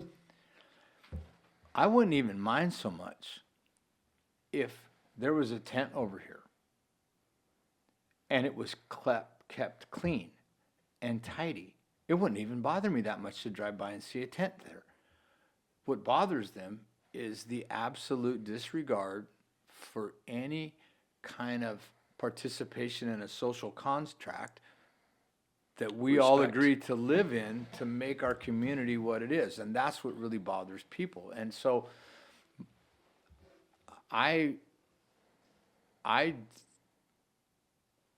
it's just interesting in Harbor how you drive around for 2 weeks and you kind of see the people, and then all of a sudden there'll be a whole new group of people, and it's not that big of a place, and that you've never seen before. And so the Harbor people is, where are they coming? Why are they coming? How long are they going to stay? And does this ever get better? Right. Then that's the biggest concern. And it's not that they're not compassionate people. It's not that they don't care about their fellow humans. It's just that how much is enough? Like, when does it stop? Are we comfortable with 50 people in the South County being homeless, or 500? I mean, what's that look like? How do we get there? What's the end? Yeah. Do we have an end? Well, I mean, those are all the important questions that we have to be asking. I mean, some of the things that we've been trying to work on is the low-hanging fruit, right? Is the community resource officer, right? We've gotten the legal opinions, we've gotten legislative opinions, that using our opioid settlement money, which we receive on an annual basis. Right now, we have $650,000. It's restricted to be used for purposes such as a CRO. And we have it budgeted. It's in, so nobody's taking money from the sheriff's office. In fact, the money is in the sheriff's office for this position. Why I say that is because when we recently brought this to the city of Brookings, to essentially have them, we give them money. Right, I was there. Yeah, to provide that service. One of the statements that was made by one of the individuals there was, well, why don't you just give the money to the sheriff? The sheriff has the money to provide this service. He has many applicants to provide this service. It's a service that he, for one reason or another, just doesn't feel that there's a value in providing, or that it's not something that that merits the need of a deputy. But Well, I think that the validation for the need of a community resource officer on the south side of the bridge is illustrated by Brookings. Brookings has a homeless problem. You don't see it. right, You don't see it. And I think a lot of that has to do with the fact that they are constantly interfacing with the CROs, and they're explaining to them that can't be here, you can't be here, you can't be here, right? And I don't think, and I'm not going to get into politics of the commissioners and the sheriffs, but I don't think it's an unrealistic ask to, if you have the funding and you have people that are capable of doing the job, to fund it, even if you say I'll fund it for a year and let's see what happens, right? But I you and I have talked about this a lot, and I just believe in my heart that the solution for Harbor is some way, shape, or form to formulate a tax district that raises funds to contract with the city of Brookings to expand, to purchase three officers, maybe an additional sheriff or something like that, to where we can contract with BPD, and maybe it's just a response during the day from 6 to 6, and patrol in the evenings from 6 to 6. But then you have that force multiplier is you have access to the entire Brookings police structure. I really think that it was presented correctly, that Harbor may be to the point where they would be supportive of that. And then that takes, and I don't think that urban law enforcement, which is what Harbor is something that is that the sheriff with their limited resources really need to do. I think that Harbor gets upset because the sheriff can't do this, the sheriff can't do that, but we don't pay any more money for law enforcement countywide than anybody else does, right? And I think that if Harbor should just, I think that's ultimately the long-term solution to, is just form a special tax district. I don't know the legalities of that, and raise the funding and contract with Brookings PD if they would be willing to do it, and have a consistent vision of law enforcement on both sides of the bridge. That's just my opinion. well, I mean, it's no different than your classroom.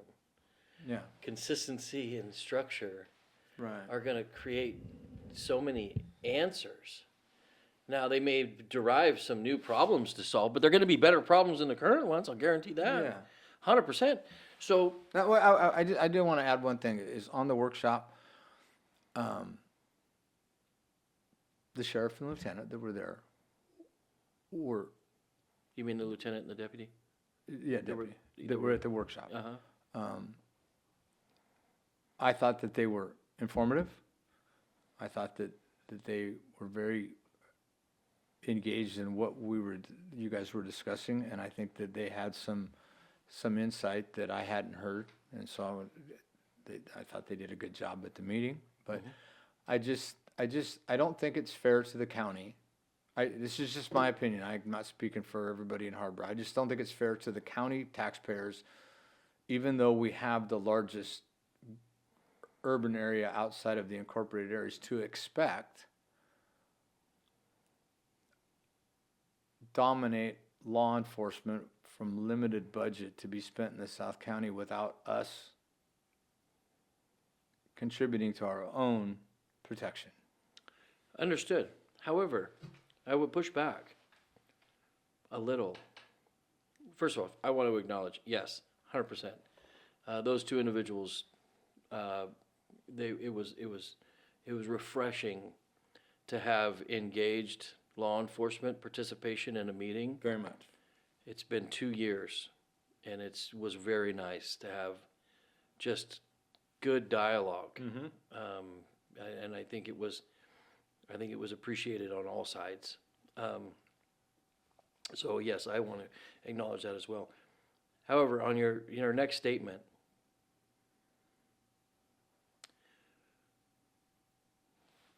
our assets that we do have, in my opinion, right,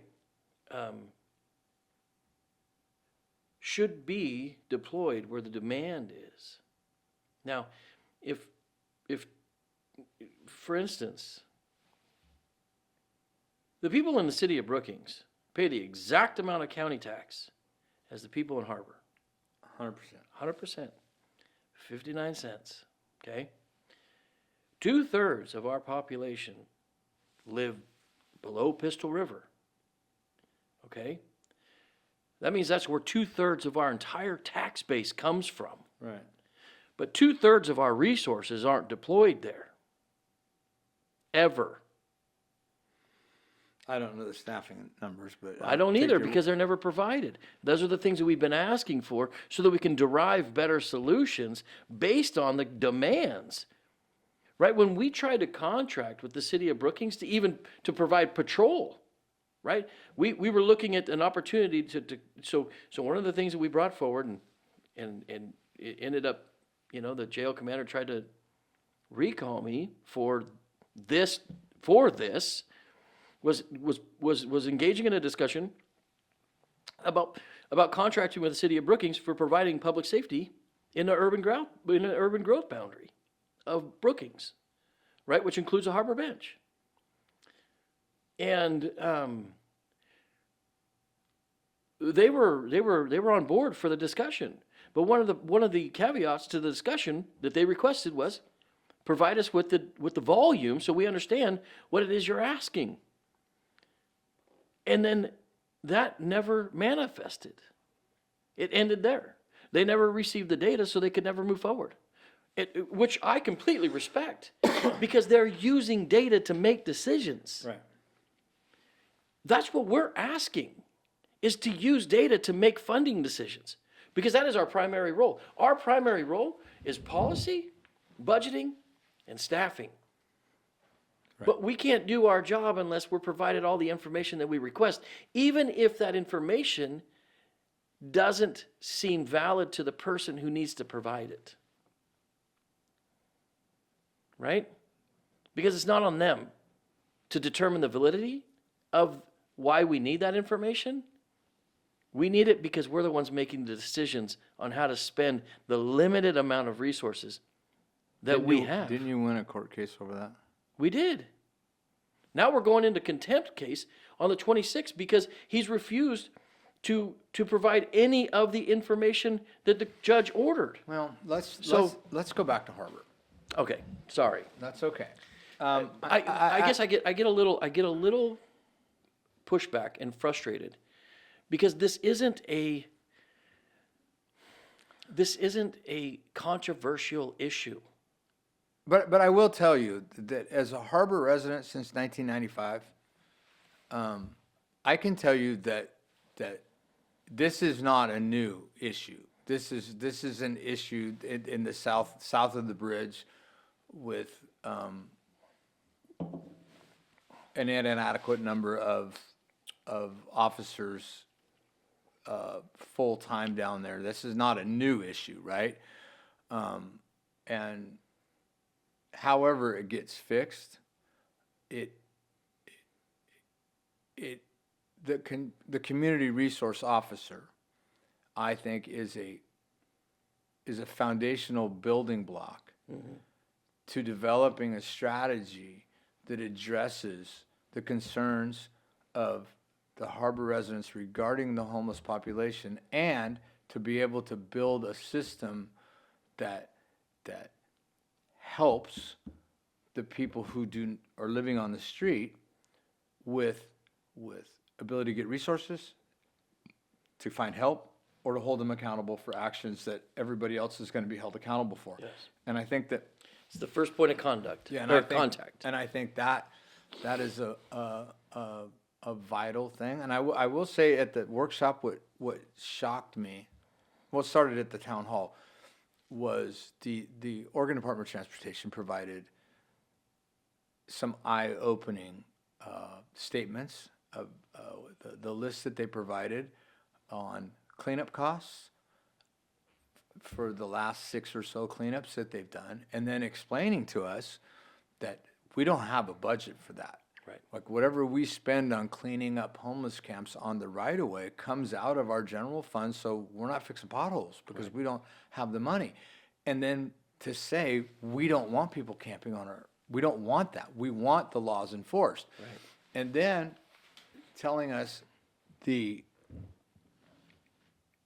cost of disposing of an RV, the process of breaking up a homeless camp, and what you have to do with what is perceived as personal possessions and how long you have to store them, and the fact that no one ever picks them up.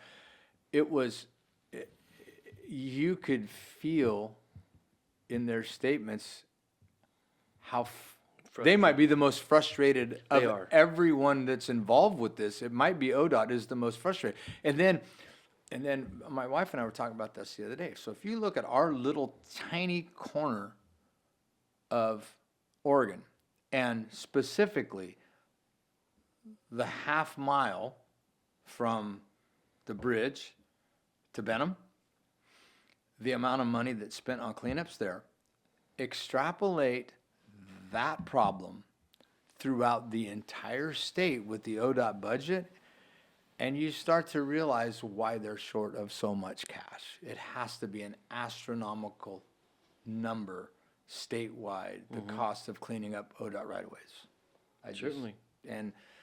And my biggest concern, I stated this at the town hall, is we've seen horrible accidents in Harbor with people getting hit by cars. And with an impaired driver, an elderly person has an episode, somebody falls asleep, or 2 o'clock in the morning, and they jump the curb and they plow through a homeless camp, it's going to be a horrible, horrible situation. And you know, the probability of that happening is maybe low, but it very well could happen. There's a reason they have a right of way there, right? Right.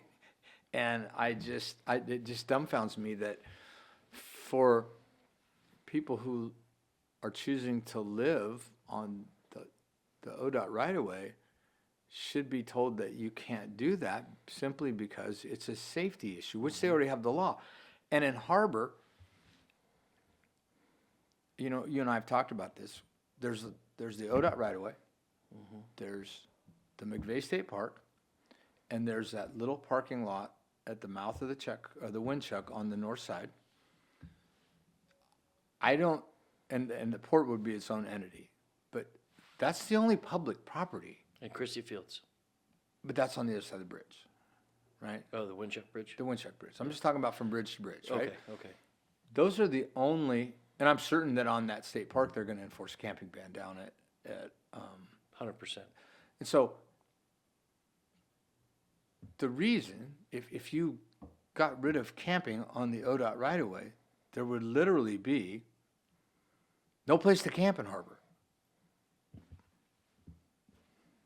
I mean, as long as people were trespassing. Right. Man, I don't know. Well, but let me bring you back to the ordinance. The ordinance doesn't say you can't camp. The ordinance says the only allowable time that you can is from 10 p.m. to 6 a.m. But not on But not on county right of way, or ODOT right-of-way. right? So my point is if you enforce that no camping ban, then where's left to camp in Harbor? Where are you legally allowed to pitch a tent on the Harbor bench? You could go out, I guess, to McVeigh Park and throw up a tent, but and there may be some people that have private property that would allow it, but legally there would be no place for you to throw up a tent in Harbor. And And to me, and I'm not trying to sound cruel or crass because I'm not, I want people to get help, but I don't think that you would be denying people, if there's no public place to camp, then there never existed a place to provide people to camp. And if ODOT, if that is enforced, I do not understand where you could camp in Harbor legally. It just doesn't exist. And maybe I'm wrong on that, but Well, we'd have to look.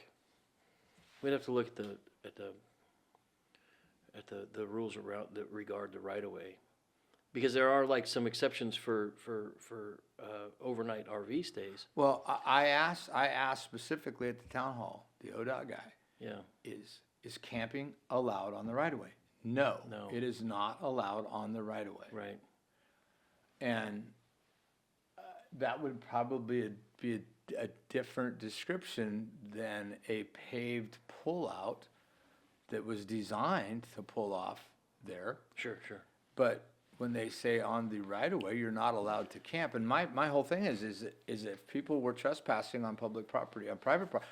So you know, at the town hall, it was brought up that you can't ban people from camping if you don't have a place for them to camp.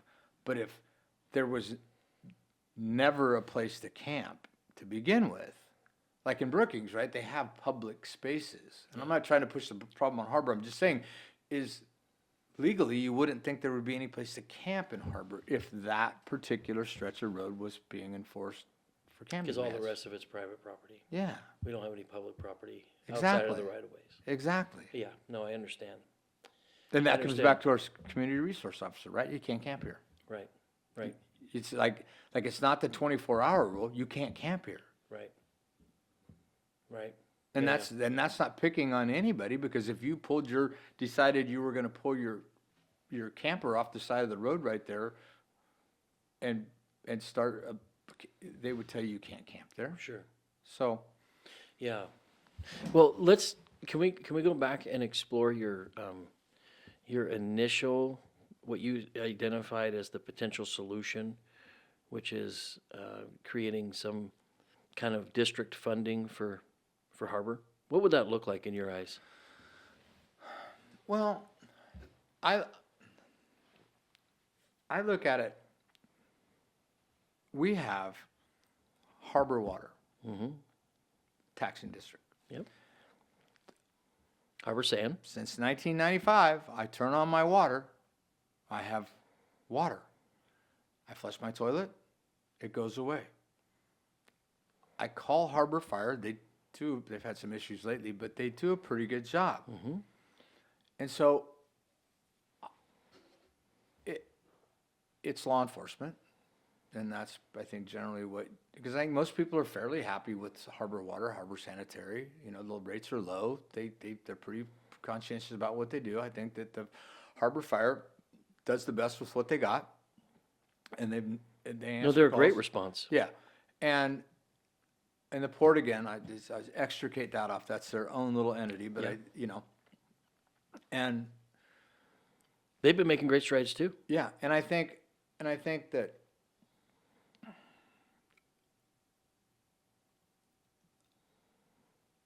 and I don't know. I don't know how much the number would be to fund enough officers to make it worth. Because when I was a kid, we didn't have in Estacado where I grew up. We did not have a police force. We contracted with the county, right? And so we sent them funds from our city coffers, and they patrolled our town. I don't know what the number would be that we would have to raise to make it attractive enough to Brookings to want to enter into an agreement to provide.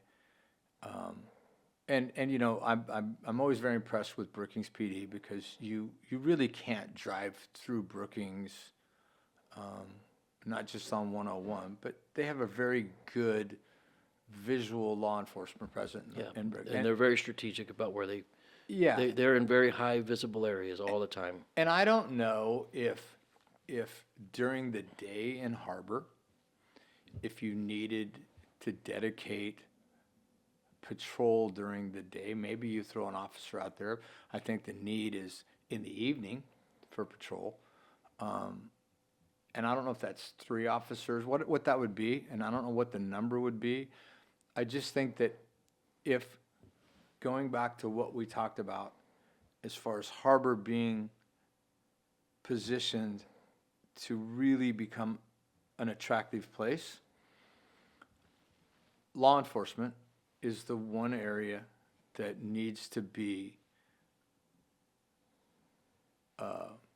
administered in a more proactive way with clear expectations, and I just always have thought that it would be more beneficial to both sides of the bridge if we contracted with Brookings to have the exact same set of philosophy, of standards, of consistency that match both urban areas.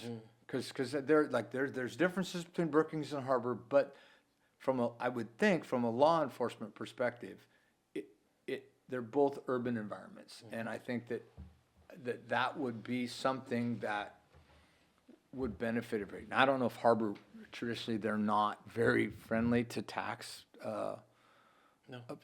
But I think at the point we're at now, evidenced by the 350 people, which, you would think a large percentage of them were Harbor residents or had businesses in Harbor, that may be a predictor that Harbor is ready to maybe do something to expand law enforcement, even if they had to pay some of that. And there would be nothing wrong with saying, like you said, that 80% of the population in the county lives from south of the Pistol River. There would still be nothing wrong with maintaining a large law enforcement from the county perspective on the South County.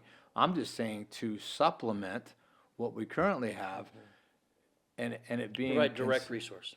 Yeah, and having it consistent.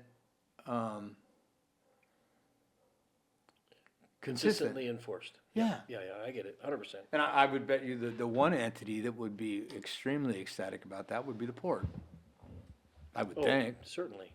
And They have explored contracting with the city of Brookings on multiple occasions. and you're a business owner in Harbor, and I know many business owners in Harbor that would be ecstatic to pick up the phone and say, I need a police officer here.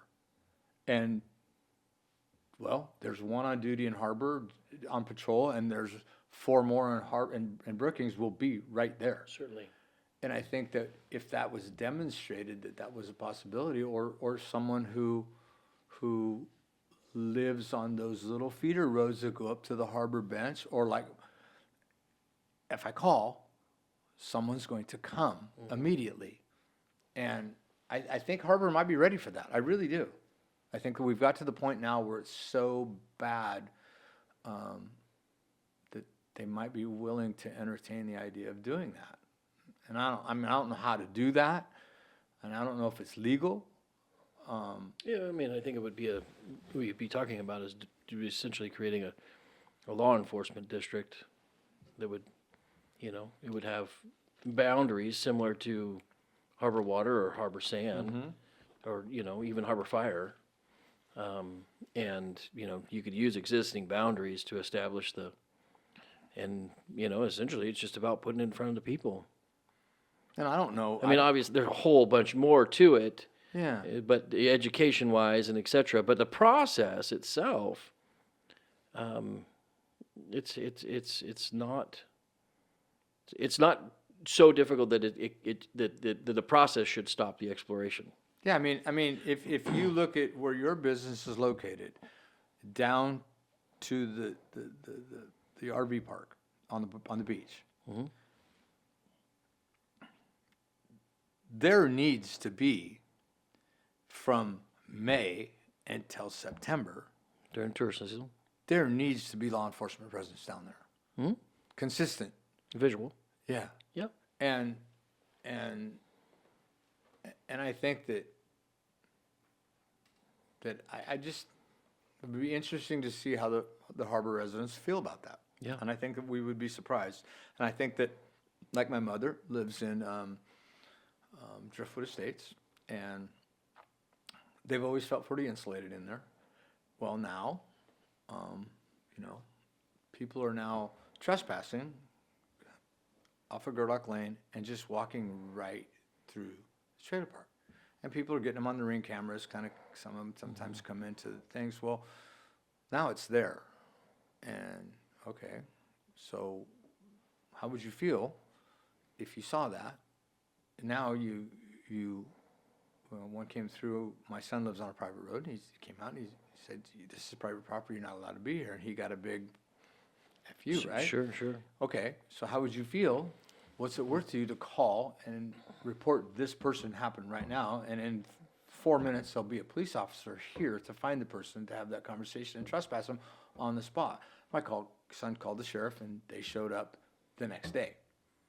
Which, right, I mean, it's not a high priority call, right? And we've been down that road with how they're responding to calls, but they did come. But my point is, or a couple of weeks ago out at the complex where Maddie's is located, they had a serious issue out there, and you know the deputy had to come from Central County down.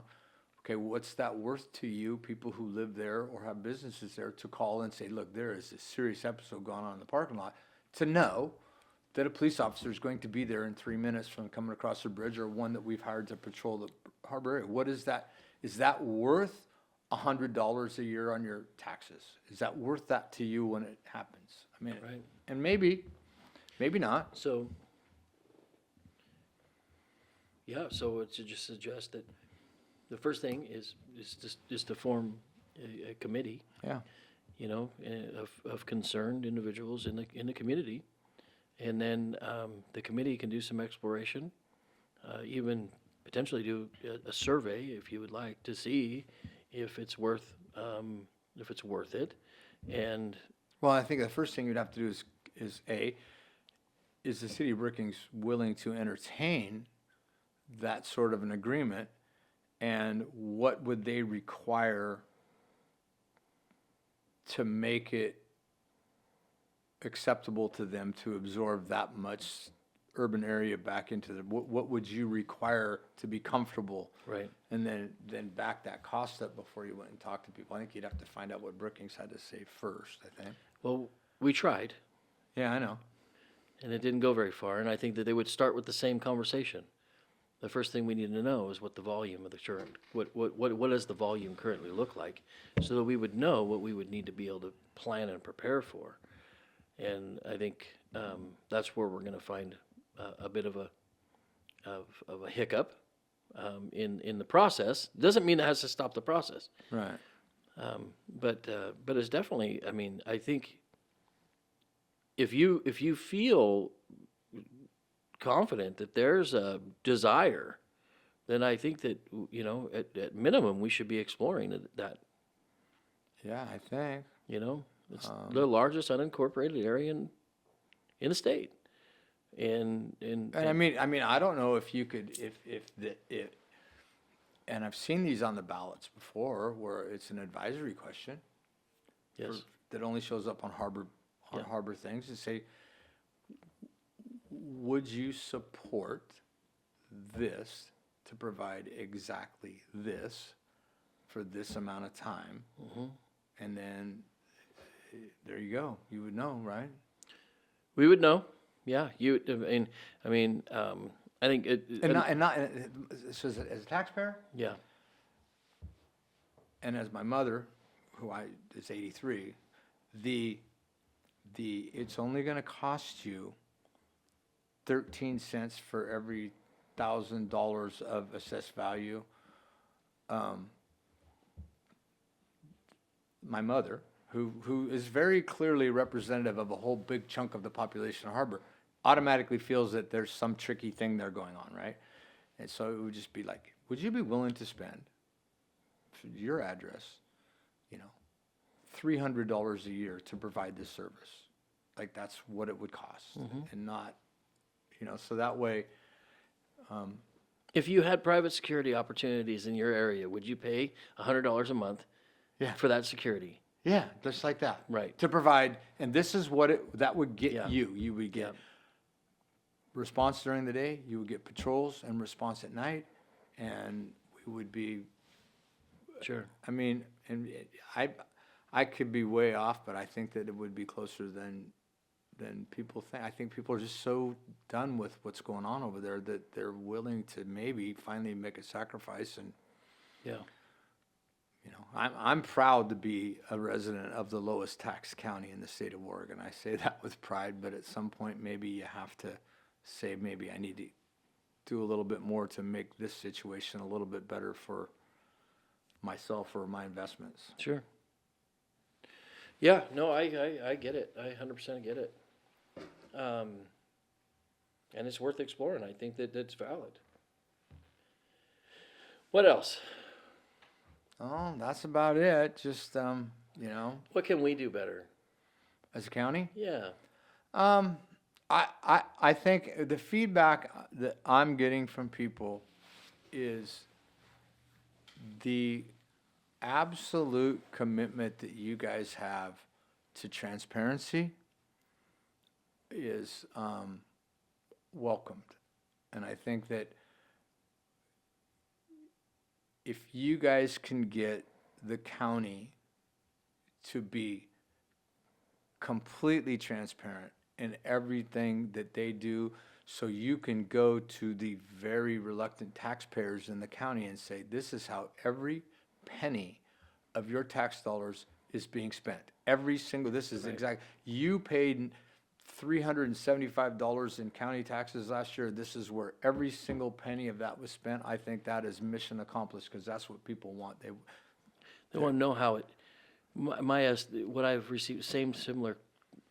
They want to see exactly how it translates into what services they're being provided for those dollars. Well, I think people nowadays have got to the point where they have lost faith in that their voice has no say-so in federal or state or bureaucratic decisions.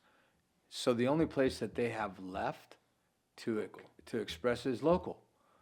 It's county and state levels is where people are now able, and I think that's why you see a lot of volatile meetings at public, because that's the only place that they can really go and express their frustration and their anger at how they're being governed. And so the best medicine for that is sunlight. Like, we get it. You work hard for your money. We are not going to waste a penny of your money. Right. And I think people appreciate that. I really do. We'll keep pressing on it. Because it's the only entity where they can demand that and get it, right? Maybe, hopefully. Well, I mean, that's the goal.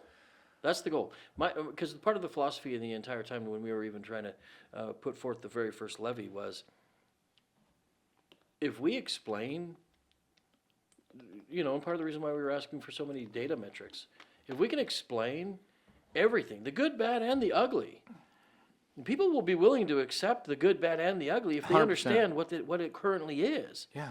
It's nothing that it is the reality. Now, if there's factors that we can make or take that will impact that reality, then we need to do so. We need to do so with a responsible manner, and we need to do so with a professional. We need to have a follow through on that.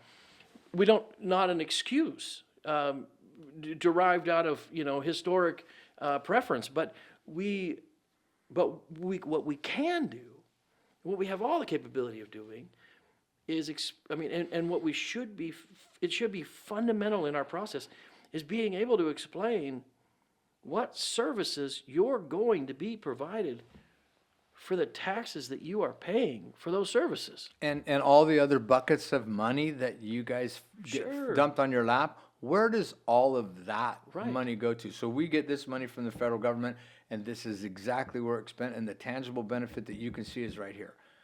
The opioid money, Exactly. right? No, 100%. Or federal timber receipts, right? Yes.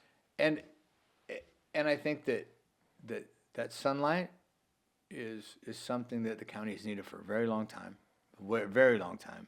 And I think that people will be appreciative knowing that. And I would be loud and proud, and I would post that everywhere I could get. This is what you get. This is what we're doing. This is where we made mistakes, and this is what we've done to fix those mistakes. Right. And this is what we've done really well, we think. If you don't think we're doing well about that, let us know. Right. We're here to serve you. And I think that, I think that you and Commissioner Hollinger and Commissioner Coker,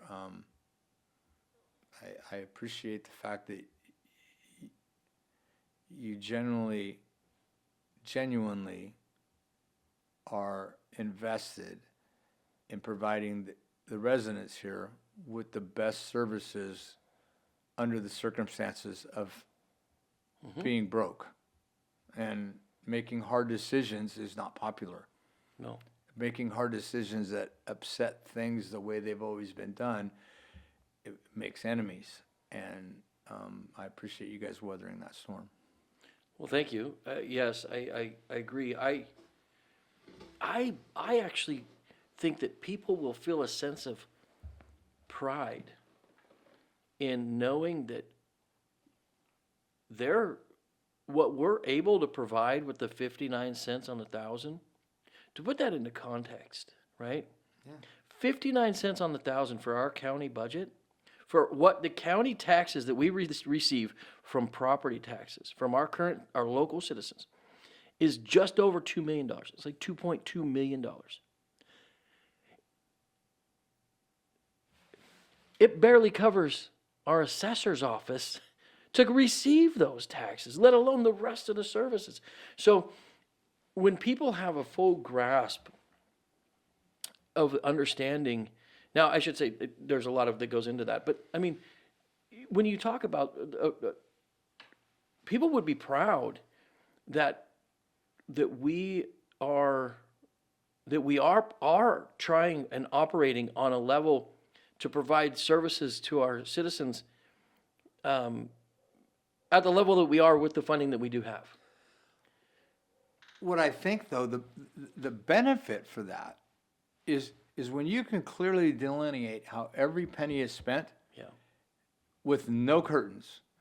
Then when you go to the populace and say, look, for your 59 cents on the dollar, this is exactly what we have been providing for you. This is the systems we've recognized are fixed to make the value of that 59 cents stretch farther. What we want now is 7 cents more. And that 7 cents will translate to this. And that 7 cents is going to provide exactly this, and this. And if it's voted in, we will show you that it's being spent for that, and that. And then people say, wow, they did exactly what they said. Well, 5 years from now, well, what if we had 4 more cents per 1,000? Right. Because 4 more cents per 1,000 gets you this, and it goes back to that thing we were talking about the safety thing in Harbor is if you're willing to give this much money, this is exactly what it's going to be spent on, and we will document that and we will prove that that is what it's being spent on, and people appreciate that. But I think for you guys, the transparency thing to getting to the point where you can demonstrably prove where every single penny is going, then when you do have to come to the voters, once you've built that trust showing that, it may be much easier for you to get a small increase in property taxes because they say, yeah, they do what they say. And now they say that this nickel more, that it's going to raise this much money and they're going to provide these services. It's not going to go to COLA raises. It's not going to go to, retirement funds. It's going to go to provide these services for us. Right. It's trust, right? And people don't trust government anymore. No, it's at epically low levels. Well, I need to go to a basketball game. Okay. Well, we will go ahead and, I know I didn't want to hold you from your granddaughter's basketball game. So thank you for coming in. Thank you. Thank you for this discussion. It was a great discussion. I agree. And we'll get you back in here. It may take me a while to get you coordinated to get back in here. You're a busy guy, but we will do it. So thank you, Ken. Maybe we'll do a walking one on Bandit Dunes. Yes.